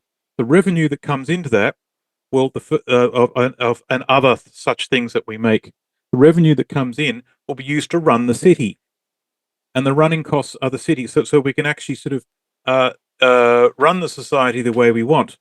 Once we've passed the running costs, the rest of the revenue comes over is directed back to investors in the form of royalties. So there's a possibility for revenue to come back to investors. Now, once we are set up, and once we have a number of revenue streams coming off our city, people in the city, right? They get. I'm proposing a new form, like a two-tier economy. Right. The first tier is the necessities of life. For example, accommodation, electrical power, potable water, access to sewerage sanitation facilities, access to education, access to healthcare, possibly access to food. Only that should be feasible as well. All of that is actually part and parcel of living in the city, as in you don't pay money for it. And everyone in the city is taking part to actually running the society, but also we're producing a whole series of stuff that we're selling to the outside world. The second tier is everyone gets paid a conventional wage, right? So we can every person has the ability to accrue wealth. They can do whatever they want with that money. They can leave the city anytime they want and go anywhere they want and interact with the outside world. What we are doing is changing what money is for. You no longer have the rat race where you are dependent on a job for your survival. We are also changing the idea of we hand in tax the government takes that tax and does stuff. And so we've got this arm wrestle between us and the government over what about our taxes? What if we took that whole conversation away and said, well, that's never part of the equation. It's never part of the equation where my money gets taxed and then I've got to somehow get it back and I'm somehow funding the city. The city is funded by another source, and it's based on the value of what we do as a society. And there's what happens inside the society, but there's also what happens with that society interacting with the rest of the world. It's an entirely different proposition that changes the equations on all sorts of fronts. And it's actually not that hard to do because we're starting from scratch. We're not trying to adjust an existing system. And so in terms of this, the Venus Project being the pilot study for this, has the Venus Project played with these sorts of alternative models in its current form? You'd have to expand a little bit on that question. It's not quite. You mean Well, like? Oh, go ahead. Do you mean like as far as just city design itself, or trying to simulate some kind of process or system? In the sense of an alternative economic system that runs parallel to the ones that we have in the world already. Okay, so are we experimenting now with that kind of process? I wouldn't say so. I mean, we're stuck in the world like everybody else, having to, pay our fees. So, but there are some people in the Venus community. So, there's a lot of splinter groups, kind of a lot of spin-off groups that over the years have sort of found their own way forward with the ideas. And so there is kind of within the community some experimentation going on there. If you talk to the Moneyless Society folks, they've done a lot of work in that area. Mm-hmm. And so, okay, so with the Venus Project, was there a specific vision that you feel like has been fulfilled that was established in the 70s when the city was first planned and the land was bought and the first buildings went down? That's for you, Roxanne. Well, we never really followed through with a group of people to put down buildings. Jacque and I moved here when one of the communities that we were trying to do with the people who used to come to the tours, it didn't come to fruition. So Jacque and I moved here and we experimented with architectural processes and as much as we could do. And in lieu of not having money or the group of people that we were working with, we showed by demonstration of books and videos and models and lectures what we were advocating, as we haven't put it to test. There are some people that followed the Venus Project, and one of the things Jacques used to talk about was, in order to conserve resources, have a communal access centers where people don't own things within the city, but they have access to them. And they don't have to store them, they don't have to maintain them, they don't have to save up to get the materials they want. They can just go and use them and bring them back. I mean, if it's something like a musical instrument, you keep it if you play it all the time. So in that way, you are using your resources more wisely. And today, that people would not want that because the whole thing is to keep selling, making things wear out and break down purposely, so that this outrageous economy will keep going on. So some of the people who followed the Zeitgeist movement, which was a spin-off of the Venus Project, or followed the Venus Project, they did some of these centers and they've experimented with them. Some of them were very successful, but it really needs to be within the whole planned community to make that work ultimately. Yeah. There's a little more to say there. I mean, here on the land here in Venus, we are starting to invest in like agriculture and the beginnings of sort of permaculture design for this place, which eventually will be cyclical, right? Sort of self-sustaining. We're using the resources within the environment to advance it. And we do have a sort of like an R&D team who they've developed something in India, which is like an aquaponics project. And their task has been how to integrate as many, to sort of close the system so that it lives off its own feedback loops, right? Trying to get away from the external supply chain and try to use its resources within itself to keep the thing going. And they've been pretty successful at sort of containing all of that and demonstrating how you can make it a self-sustaining kind of closed process. and they have further work that they're trying to develop. But so that's one case of like at an R&D level, trying to demonstrate the principle or the certain kind of model of what they call vertical integration, integrating the functions, the sources and the sinks within the system itself. So yeah, but there's a lot of work to do. I mean, a lot of the work that TVP has done over the years, that's what we call it for short, TVP, has been education, really. Like that's been the focus. That was Jacques' focus for a long time, was trying to teach and educate and give people the gist of the big picture so that they could start to take up their part and advance the ideas in the real world. And that has started to come to fruition. It's taken a decade or so now for some of the people who were initially influenced to kind of mature within themselves and get into certain areas of industry and academia and so forth. And Simon's kind of a good example, right? Where he was exposed to this early on and he was doing kind of parallel work, and now we've come together. So if you think about like the Gardner's hype cycle, right? Where we have the peak of inflated expectations and then the trough of disillusionment. Well, TVP's kind of gone through that for what it's proposing. And so right now we're kind of at the slope of enlightenment, like the beginning of the turn towards the slope of enlightenment. And I think the work that we're doing with Simon is really starting to speak to that point. I also want to mention too, you mentioned something about, it's the biggest project we can take on, doing a city, and that's true, but it'll have the most rewards probably, and that aspect has to be pursued. But if the city comes about as Jacques designed it, and we don't know how it will come about yet and how it will ultimately manifest, but Jacques' design of a city was to conserve resources. You design 1/8 of it with many different disciplines. You get it to the best you can at that time. Things will always change. Next edition will be quite different. But once you get 1/8 of it done, then you duplicate it. So, it's more economical in that way with resources and money. How many people are currently permanently involved with the Venus Project, and so they're living in the city and participating constantly, devoting their lives to it? In the future, yes. The plan is we're going to start out as a private organization with a job to do, and we will then morph to a new kind of society once we reach a certain critical mass. But everyone living in that city, they'll be working. We plan to have a research institute at the heart of the whole operation.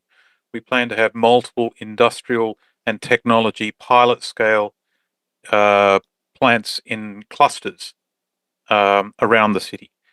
Each of them serve a purpose. Each of them in a way where they're all optimized together. Now, we will seek to actually employ a lot of technical professionals, scientists, engineers, technicians, tradespeople, all the support staff that comes with that. Everyone's got a job to do. There's a reason to be for all of it. And the city is where we all live. Right, so there is a purpose for it all. There's a purpose for the city. There's a purpose for people in the city. And that purpose is balanced with quality of life, as in it's valuable. And so at its very sort of foundation, we've got this idea of what are we doing and why are we doing it? We are going to change how things are done. We're going to actually create the starting seed for the next human industrial era that actually meets all of the. We have to simplify our system down, and we have to shrink it in size while maintaining a lot of the gains that we've actually made in terms of science and technology. So instead of actually optimizing everything to make money, we're now going to optimize everything for quality of life and longevity. And so I guess the first order question that I have is, I'm like, okay, so the Venus Project already has a piece of land in Florida where there's the starting seed of this has been planted. And so the ultimate goal is to build the city. And what are the things that can be tested at the site that already exists that haven't been tested yet? Because a lot of this seems to have to do with human nature. Wasn't that the vision of the original Venus Florida site? Yeah, it was supposed to be a city, right? Well, like a small community. I mean, the site plan that I showed earlier in the Fresco history, it was a community for maybe 40 people or less. So it was meant to be just a small work hub for the team at the time, and from there they would expand. And so how many people are there now? There's about 3. It varies over time. Sometimes people come and stay for short times and they'll take their leave, but permanently it's 3 people: myself, Roxanne, and another resident. And And so the question is never- like what can be done with the existing format of the Venus Project that is the small scale proof of concept for the city design, right? Because if the city is intended for 40 people, is it possible to get 40 people there to start working on this as the seed for who will eventually move to the larger city? Well, we have plans that this place was never built as a community. It was built for Jacques and I to test out whatever we could test out. If we had more people, we would have liked to have done the car and many other things. But we did build 10 buildings and paying no mortgages on them. Of course, I did the cement work on most of the buildings, mixed it in the wheelbarrow. So it was hand tooled, which ultimately that's not the process that we would use. So there are plans as we develop funding to expand this place and have it as a hub as the city is being built. So we can have people come with a larger exhibition and an exhibition hall here as well, as Jacques always wanted to build. They called it the Center for Dialogue. But we have 3 residents here. Due to zoning, it was limited to 3 residents.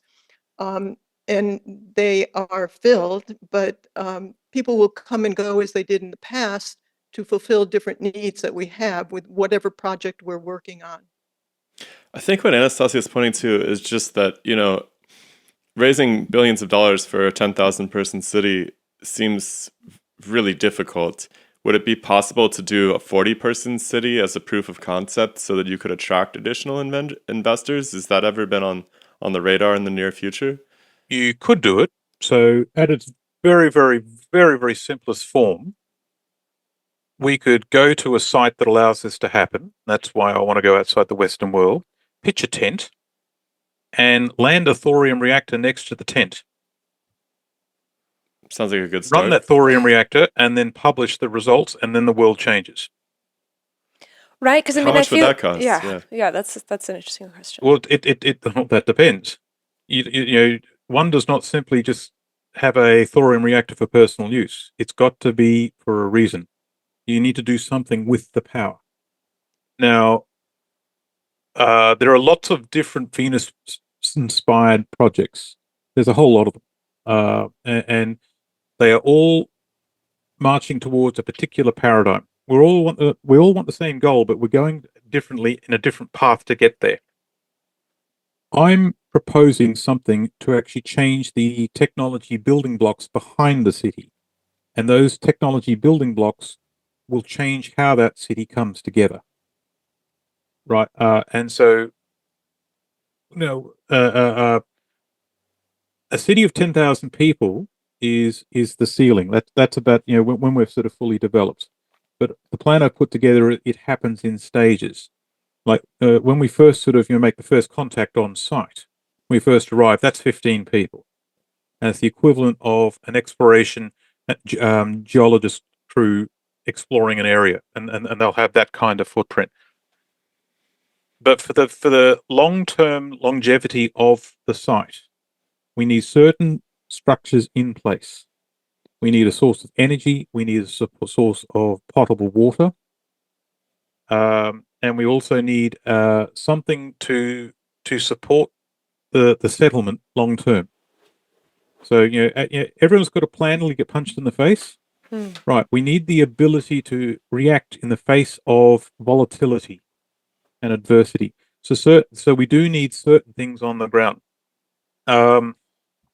It depends on the partners we end up getting with regard to funding, that of how much of the plan actually sort of hits the ground.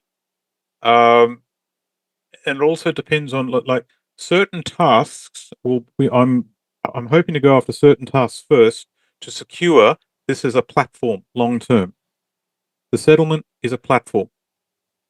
Once those tasks are in place, we are now generating the ability to put the structural things like making a new social contract and all the implications behind that. That will take time. That usually goes really disastrously, right? Every single hippie commune in America failed. Right. There's like over 1,000 of them, and they failed within a few months. But there are some examples that did work, like the Amish are an example. The Findhorn community in Scotland is an example. Dunham in the north of Italy is an example. Right. So one of the actions we're hoping to operate on 3 fronts. One is industry and technology. The other is re-establish a new relationship with the environment. And the third frontier is develop a new social contract. Now, on that third frontier, one of the facilities I was actually hoping to build is a game theory lab. Now, I want someone of the caliber of Daniel Schmachtenberger to lead this bit. But I haven't actually talked to Daniel. Daniel, if you're watching this, hello, mate. Got a little job for you. Now, I haven't actually approached, but someone like that, someone with that sort of intellectual clout. And what I would do is, once that person has their career secured, you're here to do a job, and you've got a place to do it, and you're in a place where you are allowed to do certain works, right? Which is really not the case in most Western universities. Then you hand them the tools of a game theory laboratory, where you can start testing simulations and run them for 500 years. What needs to be in place for a new social contract to survive? And there's a whole theme park of things to actually sort of look at, and different ideas. And we're talking about a team of 40 or 50 very, very developed scientists discussing this, and philosophers discussing this over an extended period of time. And then once we've actually designed there's lots of discussion in the Venus-inspired community that actually talks in these terms. Have a discussion as to which parts of that do we actually put into this society, and then we go for it. And if it crashes, well, we put a Band-Aid over the singed eyebrows, and then we go again. Because the foundation is we start with a private organization with a job to do. If the society crashes, we fall back on that structure of a private corporation with a job to do, and then we make a new attempt. And we keep going till we get it right. Yeah, so I think the missing element there was the way it's been designed so far is it's a staged process. So it's not like building the whole city all at once, which would be a mammoth task. It is starting with actually a small group of people, maybe less than 100 at the very beginning, and then unfolding in stages. And as far as the location here, really it's not ideal to try to expand this place a lot more to like a level of a town or a city, because we're in a remote location. We'll end up just destroying a lot of the wildlife trying to do that. I mean, we can expand it some. It would definitely increase the capacity and have several more residents here, greater staff of personnel. But really, this in Florida, in the humidity and the low elevation relative to sea level, it's really not long-term an ideal place to build. But there are some criteria for the kind of land that we would be looking for that makes it more strategically and even ethically advantageous. How far off are you guys from starting the tiniest version of this? Is that in the reasonable future that you can see? So no, we've got there's a plan to show you that actually has 9 steps, and we're between step 1 and 2. Right. So we've got to get the plan to the point of maturity where we can talk to others, and others like yourself can audit that plan and saying, yes, this is reasonable. I'd say we're pretty close to that, and then we'll sort of go to the point where we start talking about it in public more often. At its simplest form, people say, oh, this is too big. You're never going to be able to do this. Turn this around. Watch this for a game of soldiers. We will make the equivalent of 3 or 4 office blocks where people have a series of offices and labs. Hang on, we know how to do that, right? Around that, we're going to have some accommodation, where people will live while they actually work in the office. Right, we can do that too. Around that, we're going to have some pilot scale engineering process plants, each and every one of them with mature technology, or technology that has been demonstrated, but they're just going to be put together in so far, I haven't said anything unreasonable. And so far, I'm describing the equivalent of a small mining operation. Right? And from that kernel, it will grow out. Now, what form will that take? How will it look at? What's the architecture we put that together in? What form will the buildings take? What jobs does everyone do? Where do we get our electricity from? Where do we get our water from? Where do we get our food from? Okay, now we're getting into the discussion. What's our long-range goals? Our values? Okay, when we actually morph into a different kind of society that reflects the unprecedented nature of what humanity faces right now? What we're proposing is nothing short of founding a new kind of ism. Capitalism, socialism, feudalism. Each of them are management, social contracts to actually manage society to reflect where humanity was at the time. We are rolling into a new kind of challenges at the moment that are unprecedented. So a new way to do it. So instead of actually sort of rehashing some old idea, we are now proposing that we're going to look at what every single system before us has actually done and look at where things went well and where things did not go well and understand why. And start assembling using those elements into a system that is unprecedented, test it, and then have a go. I mean, superficially, one of the places where it seems like these communities that have survived for a very long time have succeeded is by having a very cohesive and uniform culture. You point to the Amish. The Amish Yes. are unquestionably a very isolated group that has a strict set of social mores that induces people to remain even in the face of there being a different alternative world. And so, do you have a sense of what that charter is that would bind people together in terms of this social cooperation? Because game theory is an interesting framework, but I feel like it falls apart with irrational actors, and At the heart of humans all of it is tend a to be very community. irrational. At the heart of all of it is a strong, vibrant community of enlightened individuals that are together by choice. And those enlightened individuals are all working towards the same goal. Right? It's not going to work if we have 30% of the community is there for everyone for themselves to make as much money as possible and screw everyone else. What is the value set of that community? And so that's what I'm saying is if we bring people together for a purpose, and that purpose is what we all believe in, but the community is what will protect that settlement, and the community will protect that system as it's coming into being until it's to the point where it's stable. And so, for Roxanne, you mentioned earlier that the Venus Project had some issues with zoning to be able to allow a large number of people to stay at the property. Was that always the case? Yes, this is zoned agriculture, so you can build one residence per 5 acres. Now, we could probably change the zoning if things developed, and we really do need that. But we do have 10 buildings, and they're very useful and can be very functional for more people as well. And so, But we is that really, part of the plan to change the zoning so that because it feels to me like the social organization is the thing that fundamentally must be set in place first and foremost. Because There's if actually a proposed social contract in one of these documents that that Simon that sent Simon us. shared, see if you can find it. I'm But looking for it. the like my family's from the Soviet Union. I was born in Chechnya just before the wall came down, and I grew up in the context of what it looks like when people try to institute a utopian system and various actors that are, interested in forcing it at the point of a gun or at the point of a spear take over, and then you have Stalinism and you have Maoism and you have all of these terrible things because somebody decided that they were going to reshape human nature.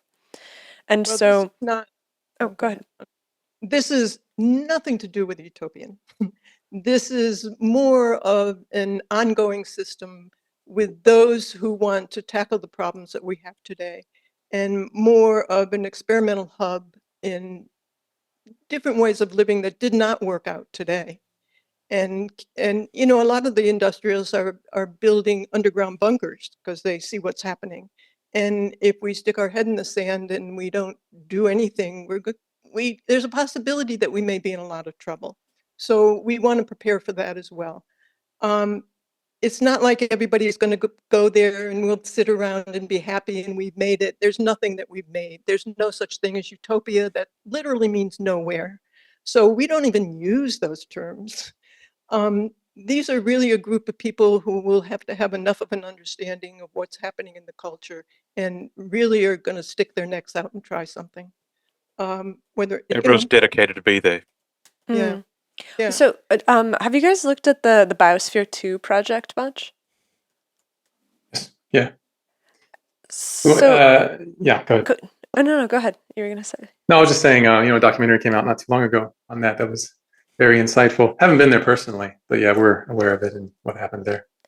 And so it seems like when you take a group of people, and even if they're massively driven towards a single goal, when the pressures of fulfilling that goal start to press on them, there is the very real risk of things falling apart because the social contract crumbles. And so what is the simplest form of practicing the social contract on a small scale that would allow people to integrate into a system? And the reason that I ask this is that when we finished grad school, Shiloh and I drove around the country to worker-owned businesses because we were like, we want to start a business. We don't know what the business is, but we were really interested in something that was an alternative to capitalism. And worker ownership in the form of Mondragon was the most apparent possible alternative.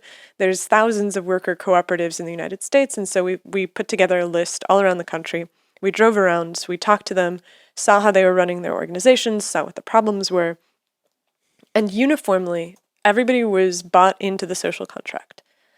But every single one of them had this massive problem with succession, where there was one person who was really well optimized to be the visionary that had the plan, and as long as that visionary was around, they were able to help guide the way that the project was working. They were able to bind people together, and then anytime that we visited a place where the founder had passed and that social contract had not solidified sufficiently, it was obvious that they were in dire straits. And so with the Venus project, obviously the goal is this much larger Prometheus project that Simon's in on. But I'm like, the social contract is at the heart of this. And so what is the smallest possible pilot program, even before people arrived to the city, right? Because the biospherians were working together for decades before they ended up in the biosphere. We're going to run parallel systems, right? So we will start out with as a private company with a job to do. And that job will be to map, terraform, and build a settlement, then run a research institute. And I've worked all my life in research institutes, so that actually fits that model, right? So we will have a series of jobs to do. But while we are doing that, running in parallel with that, we will be having discussions of we are eventually going to morph to a different kind of society. And we will have discussions of doing that. If the pressures of doing that get too much, we fall back on the support system of we're a private company with a job to do. And we keep going until we get it right. Now, other operations have started out with, we will make a society and that is the job. Mm. There is nothing else. So when it fails, there's nothing to fall back on and then human nature takes over. Mm. On the other hand, we've got a system that we know works quite well and is actually quite stable. And the reason to be and the purpose of the settlement is a whole series of technological developments, industrial developments, and scientific developments that are actually running in parallel with that. And everyone in that society understands this is what we are doing. This is where we are going. And if it doesn't work, for whatever reason, well, okay, document that.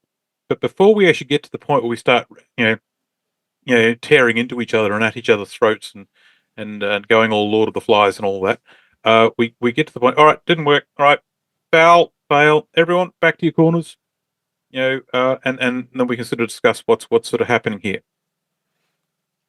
Yeah, if I could Go ahead. Sorry. No, please. Okay, I was going to jump in for a second. I'll come back to your point, Simon. But Anastasia, what you said about what happened with the visionaries of those groups, how it became difficult upon their departure. And we understand that very well because it wasn't easy when Jacque Fresco died. Let me tell you. Actually, even everything we're pursuing now with Simon has come with some controversy because people have different views about how everything should be developed and what would represent the optimal plan and so forth. So really quick, how many years did you overlap with Jacques? I guess about 6 years. Okay. So for me, I never met Jacques, wish I did. Right. But as in 2017, when I wrote my first, technical report of this style, I referenced the Venus project as a long-range alternative solution. Right. And then in 2019, 2021, I wrote the resource balanced economy as an evolution of the resource-based economy, and that was implicitly based on what Jacque Fresco had actually sort of developed. So while there was actually no formal overlap, I've actually sort of been circling these ideas for some time. Excellent. Okay, Right. so Nate, you were saying... Oh, go ahead. I really wish I met Jacques. Yeah. No, he probably would have enjoyed talking to you, Simon, a lot. Yeah, what I was saying was just, we're very familiar with that issue, and it is a struggle. This project with Simon is a very hard one in a way, because there's some ideological tension among the groups that surround the Venus project. But we're hoping to kind of bring everybody together and get them to understand better what we're trying to do by giving these kinds of presentations. But the point I want to get back to with Simon was that's the whole idea is it has to be an experimental community, right? And that's what Jacques was always trying to emphasize is that you can't just put a working system on the ground right away. It's a constant process of experimental or improvement via experiment. And you can't really be too sure about how well it's going to work until you get into the process and start to make it happen. So people have to have tolerance for that level of risk and uncertainty and ambiguity to even enter into the system or contribute to its initiation. So that filters out a lot of people right away. But we don't necessarily need everybody, just those daring souls that want to give it a try. We still don't know a lot of the problems. Many people I come across still don't understand a lot of the challenges that actually face us. So their idea for the future, like in one of the slides I've got, and I'm sorry, I do think in terms of PowerPoint as a language. Yeah, sorry about that. But one of the slides I put together was this idea of we are swinging historically between two extremes of utopia and dystopia, but each extreme has the seeds of starting the next cycle. So in every dystopian society that we end up, we always have a utopia dreamed of. And every utopian society has the seeds for the next dystopian society. And we go back and forth, and it's human nature. And what I could see as a way around this, if we design society in a way that allows and honors human nature, humans do dumb stuff. Can we design a society where we can catch problems where they're still small without actually needing a French Revolution, asking for a friend? These are the sorts of things that we are trying to go towards. Now, a lot of these ideas are genuinely scary for many people that we sort of I come across, and a lot of people are absolutely conditioned in how things are now. This is the concept of game A, game B. Game A is how things are now, and there's a lot of beliefs behind what we call game A, as in the way things are now, to the point where we don't even see them. And because we don't even see them, trying to sort of talk people into the point where they can actually make a change, it's going to be rough, and we're going to have to do it in steps. And there are going to be risks along the way. So, go ahead. I was going to say, I think we are in a better position to undertake this than ever before because enough time has passed, people doing enough work yeah, the timing is a big issue, a big part of it as well. But Jacque inspired a number of people, like even Schmachtenberger that Simon mentioned is influenced by Jacques' work. And so it has matured not just within ourselves, but within people sort of in the broader network that are orbiting or out there at large. And so there's a lot of knowledge out there that has developed these ideas further and sort of solved some of the logistical issues and sort of refined some of the approach that we can take to address some of these problems. I mean, even just the advancement of system science and complexity science as a field has an extraordinary wealth of information, of knowledge to share on this topic of how to govern human systems. It's just that knowledge has stayed largely academic. It hasn't been very well applied. So if you start to transition that or translate that to an applied program experimentally, then we'll start to get some really interesting results. I think probably the cutting edge of that right now is Dave Snowden of the Cynefin framework and Cognitive Edge, his company. He goes around consulting with various corporations and shows them how to sort of fix themselves, because there's a lot of dysfunction.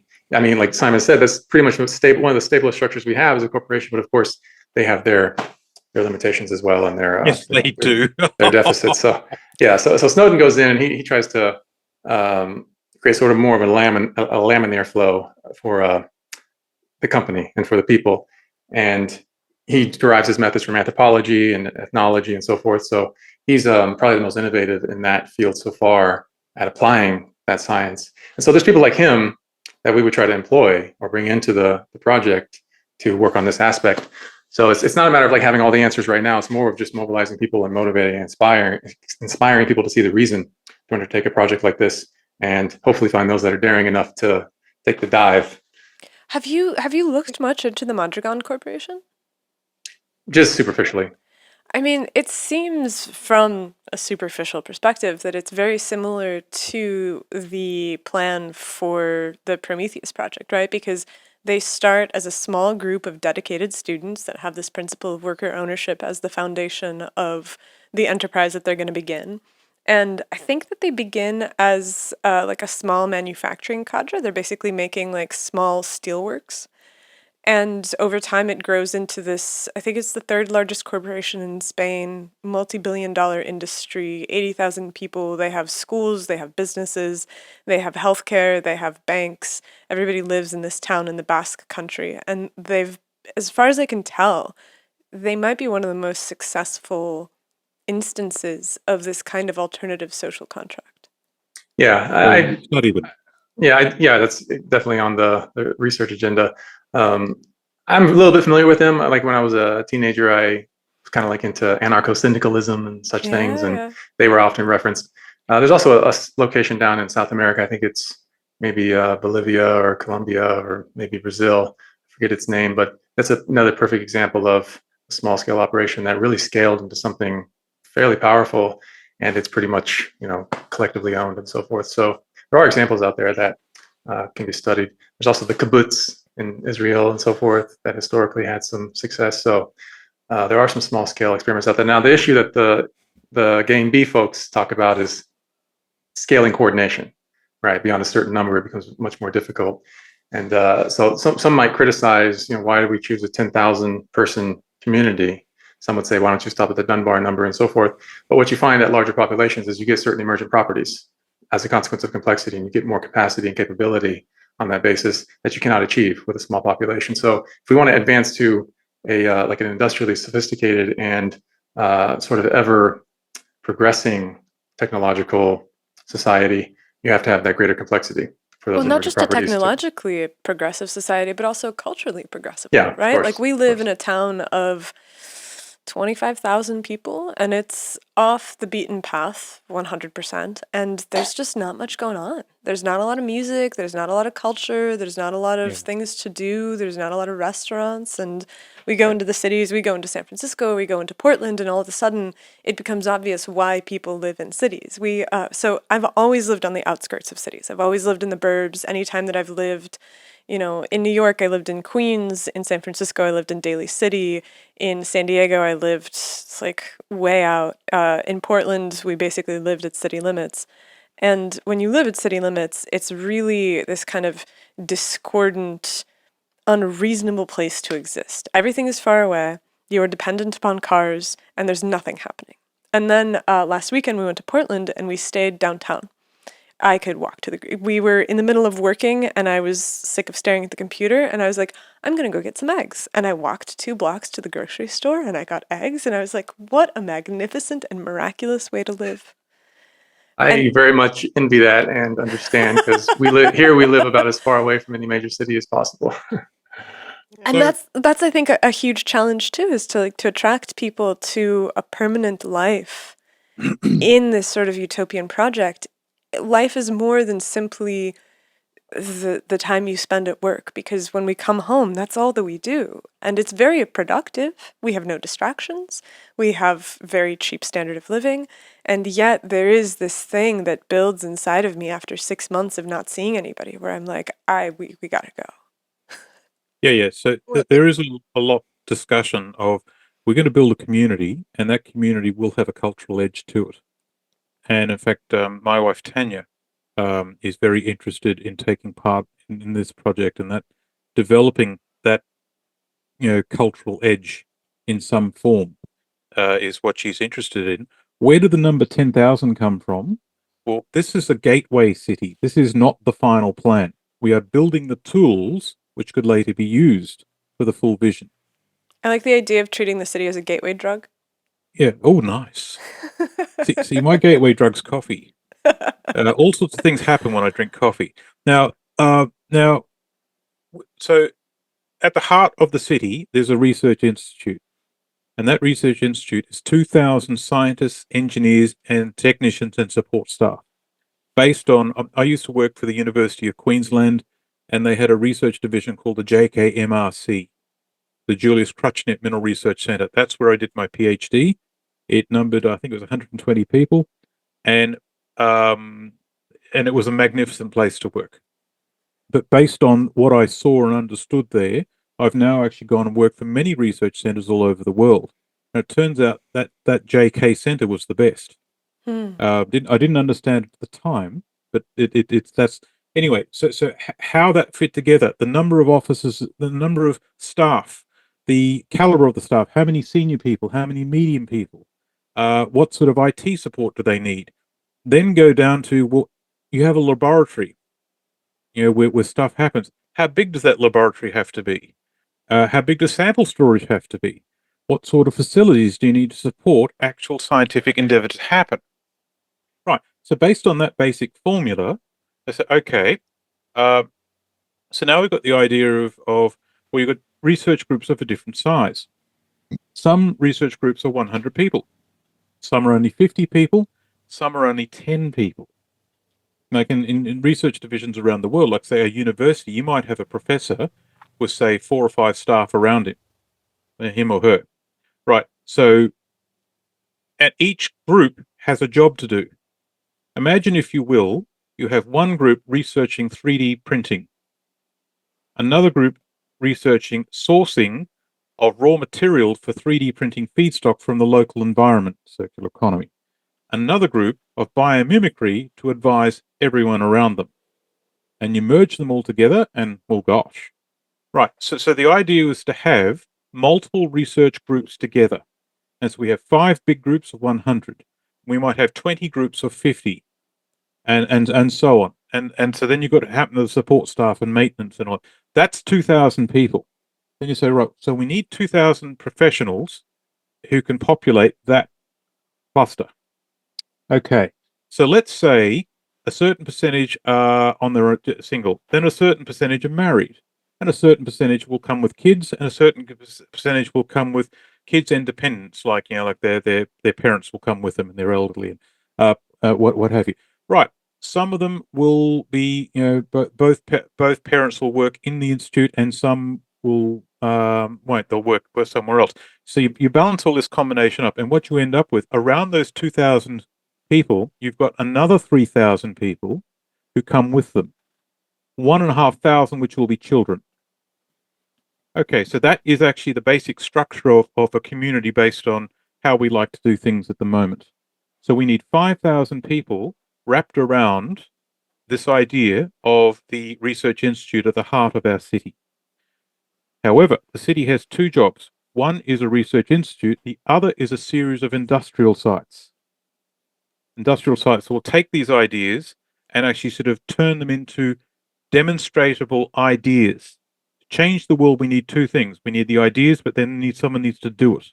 So many ideas have been happening and they just die on the operating table because no one will pay for them because it's easier to make money somewhere else. So many, and so the Research Institute will have a mandate to look at unorthodox ideas of all kinds, many of which have been around for decades. And then we actually go and build something to prove or disprove them. Mm. Now, to do that, now we need 2,000 engineers, technicians, and tradespeople in a cluster of industrial sites around the city on a train line. So around those 2,000 people, you've got the same formula as before. A certain number of professionals, 2,000. Those 2,000 people, some are single, some are... You're right? Yeah. I was trying to subtly signal to Shiloh that it's almost 1 o'clock, but I was less than subtle. Yeah, we only have it 1 we have a.m.? a few minutes here. Is it 1 a.m. where you are? No, 1 p.m. Oh, that's all right. That's more civilized. Yeah. Yeah. I'm sorry. I didn't mean to interrupt your flow. No. That's fine. We've got to take a. You. This is your podcast, so you give the orders.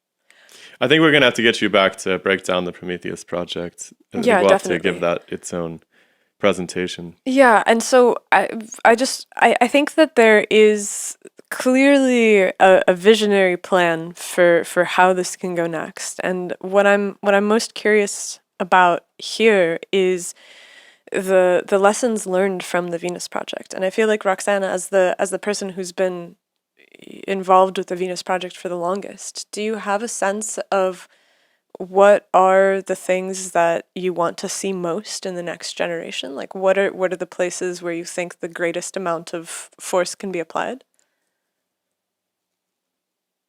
Are you talking about people growing up in the city that we're advocating, or just to get it off the ground? Just to get it off the ground, like from everything that's happened at the Venus Project, and what was Nate? You gave the name to some curve of disillusionment that I can't remember. Well, the Gardner's hype cycle. The Gardner's hype cycle, right? So since you've been through the hype cycle and you're kind of at this place where maybe it's reawakening to something else. Like, what are you most excited about? What do you see as being the most productive avenue going forward?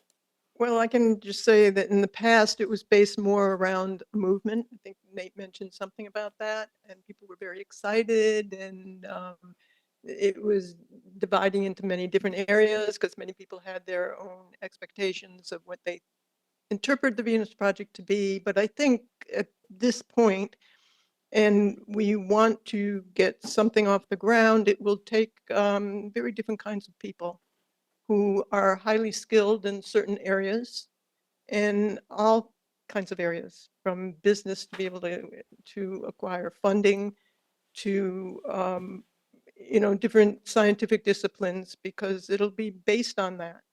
And Yeah, really, we're initiating a transdisciplinary field. I mean, we haven't declared that, but in practice, in effect, that's what we would be doing. It would be a transdisciplinary field dedicated to how do we redesign society. And really, not even just that, it's the whole polycrisis, metacrisis, the human condition, all these things all wrapped up. How do we try to get some control of that issue? And of course, there's a starting point. And I think that's where it will initiate, is through a research institute, like Simon's been talking about. And right, that's what we're dedicating this towards, to be able to survive as a human race, and what are the pressing issues that we really have to deal with. And this is what the city will be dedicated towards. And what do you see your role in the Prometheus Project as? Me or Roxanne? No. So Simon, you're the puppet master. The puppet master. I love it. So, but for Nate and Roxanne. I think to kind of keep certain purities in terms of what we've experienced and what we might understand, and everybody has their own interpretations of what they understand Jacques to be. You know, he left, I didn't mention this, but he left over 3,000 hour lectures that are being transcribed and archived. And we are going to make a bot of that as well. But so we will be getting information from that. But I think there has to be an oversight to see that this doesn't get washed back to what we started from, and that we can implement as much of what we've learned. And it might not work, you know, it might take some other role entirely, but, you know, as Jacques always talked about, you know, constant change, which is no great phenomenon, but it has to be kept understood that we will be working on trying to deal with the problems that we are facing now. And they're much greater than I thought we had in the past, and they probably are. Things are accelerating, and there might be time limits of what we can get done when that might be necessary. So um, yeah, that we need to gather people who have certain kind of understanding and certain kind of knowledge to be able to carry it through. Yeah, so it would be ultimately an advisory kind of role that has some leverage over the oversight of what's going on, the purpose, the mission, and so forth. There's a practical answer. All three current members of the Venus Project, Roxanne, Nate, and Theo, will be members of the advisory board, and their job is to steer the project. Now, there'll be other members on the board as well, but you know, robes of office will be a cattle prod and a taser to make sure things don't go off the rails. Our job is to be monks. No. In addition to that, well, it depends on what you're actually prepared to do, because there's a lot of work here. In addition to that, there's a number of series of things that actually we would fit into naturally. For example, Theo is very interested in promoting the Venus Project in the form of an education course. That course gets formalized, and there'll be versions of that course in this settlement. For example, as a long-range plan, we're going to be founding a university. Right? So what form does that take, and how do we build that? Right. Theo, got a little job for you, mate. Now, so, and then there's you, Nate. You've expressed, this comes from the idea of being a professor, managing students, and having an eye for what a student actually wants to do. Not what they're told to do, but can you actually sort of inspire them to go into a direction that actually genuinely supports the rest of their career? Right. So, Nate, you've actually said a few things where you're very interested in building a library. Well, Yeah. it's in the plan. Now that you mention it, build a big ass library, a world-class library. Yeah. How does one do that? Right. So obviously other people will do that, but someone's going to guide that to happen and will assist in the project management. And that could be your personal lair when it's done. So, and then Roxanne, when I actually sort of spoke to you, well, we've got a project in terms of one of the problems that we have to fix is the ability to source things like cement and sand for construction. That's a resource constraint.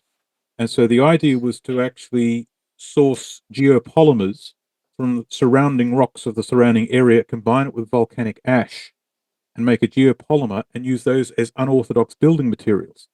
There is a whole spectrum of really, really high-tech building materials. Now, the problem is the building code around the world won't allow you to use them. So, and then they say, we don't have the data. So what you've actually got to do is build the structure and then knock it down. And as it's knocked down, they test it. And then you're allowed to build it a second time. So I call this project Syphysis. You're going to build a structure, blow it up, and then build it again. And so we've got a plan of building, say, maybe a couple of hundred of these structures and then testing them. And at the end of it, we've got the data to actually then change the building code. So now we can ensure things. Now, when I actually mentioned this to Roxanne, her eyes lit up and she goes, ooh. Now, her experience is actually rendering and turning architectural designs into something that can be understood. This is actually another part of this process. Right, so if you're up for it, Roxanne, there's a job for you somewhere in there. So on one hand, there is a board of directors advisory, make sure we don't go off the rails. By day, by night, well, there are other practical things to do. So everyone involved has a job to do, and they've got their hands on something practical. It was funny And that there's jobs for there's more jobs than people at the moment. Sorry, go on, Roxanne. no, I was just going to say in relation to that, the buildings that we built here, we built 10 structures, and we built them very differently. The zoning board just let us do what we wanted, as I mentioned, but Jacques always wanted to have a huge hurricane come through here to test the structures. Yep. And it did after he died, a couple of years after he died. And they Actually, it was just a few months after. It was the fall of 2017. He died in the spring. So yeah, he just missed it. It was Hurricane Irma, one of the biggest hurricanes ever in Florida. So one of the things to actually stress test buildings, my PhD was in explosives. You drill a hole of like an explosives in a blast, 2 holes, and you set off two blasts off that then can interfere constructively or destructively under a building to simulate a big ass earthquake. And then you instrument that building. Oh, it fell down. Look at that. And then we'll build it again. Mm-hmm. I love that. Anyway, so there's lots and lots and lots of moving parts to this. Yeah. Ultimately, everybody's going to settle where they best fit, and those rules will change over time as well. It's a lot of work. You also find you're going to need to be replicated. You're going to be spread so thin that you're going to say, of course. Yeah, maybe we need to get someone else to do this part. Yeah. All right. Well, now you just take on whatever job you have to. That's the case now. Yeah. It's never enough time. Yeah. All right. Well, we need to look at all the details of the proposal for Prometheus next. So Definitely. I've got a thing to describe. The challenge was, how do I describe what we're going to do in a few sentences? Right. So if I read that out, maybe we could finish on that note, then come back with the with all the nauseating detail, and I could defend my PhD all over again. Let's do it. Cliffhanger. So what? This is the challenge I actually make my students do, is to put their idea on a single piece of paper, and to make them focus.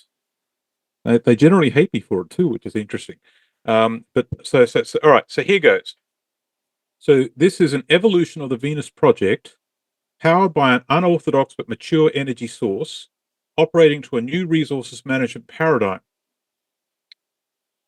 We are proposing to develop a way with a more responsible relationship with the planetary environment, and a new paradigm in social contract and how we might live.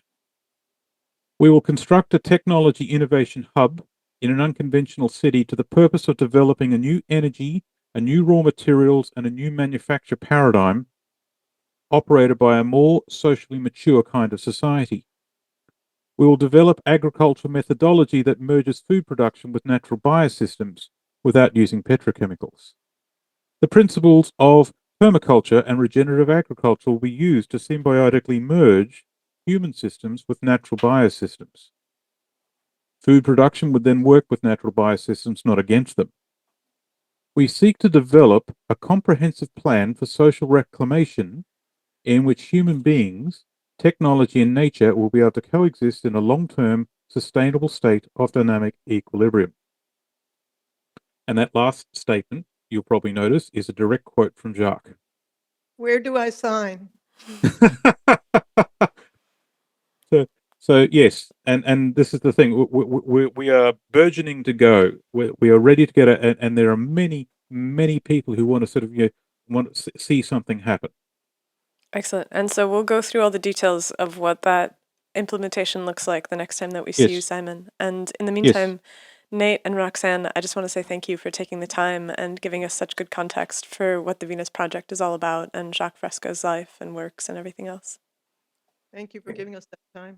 Really appreciate it. Thank you for having us on. Where's if people want to learn more about it, what's the best way for them to do that? Yeah, just go to thevenusproject.com, or there's a lot of content on the YouTube channel as well. You just search the Venus Project on YouTube. And if they're ever down in Florida, do you guys have do you have some sort of drop-in policy? We have tours every other weekend, which Okay. is on the website as well under visit. Very cool. Excellent. Hopefully Yeah, I we'll would get to love to see see it it. in person. Yeah. It Maybe is cool. It is amazingly cool. In fact, the little boy in me was most impressed by Jacques' models, model planes, and he made all these rockets. I go, whoa! Yeah, yeah.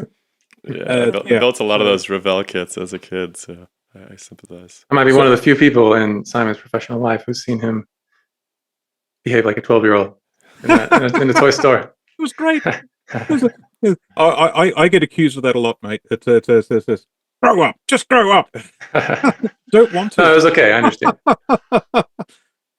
So a website is actually being developed to actually describe what we're doing, and it will have all the functions. For example, it'll have how do you support the project, how do you submit an idea, how do you volunteer. If you were to volunteer, what would you do? How do you donate money? What are the moving parts of the project, or what have you? So that's in the advanced stages of being developed. Nice. Excellent. We'll look forward to that. Yes. All right. All right, guys. Thank you for giving us the time. And yeah, I'm excited to figure out the details of this next. Indeed. I must say, the background behind you with the one world with the 3 planets, that's cool. Oh, thanks. Thank you. We found it at a thrift store and figured that it was thematically It's appropriate. still cool. Yeah. All right. Well, thank you so much, everybody, and we'll keep Thanks. going with the conversation. Thank you. Take care, guys. See you again. All right. Thank you Bye, very much. everybody. Bye-bye.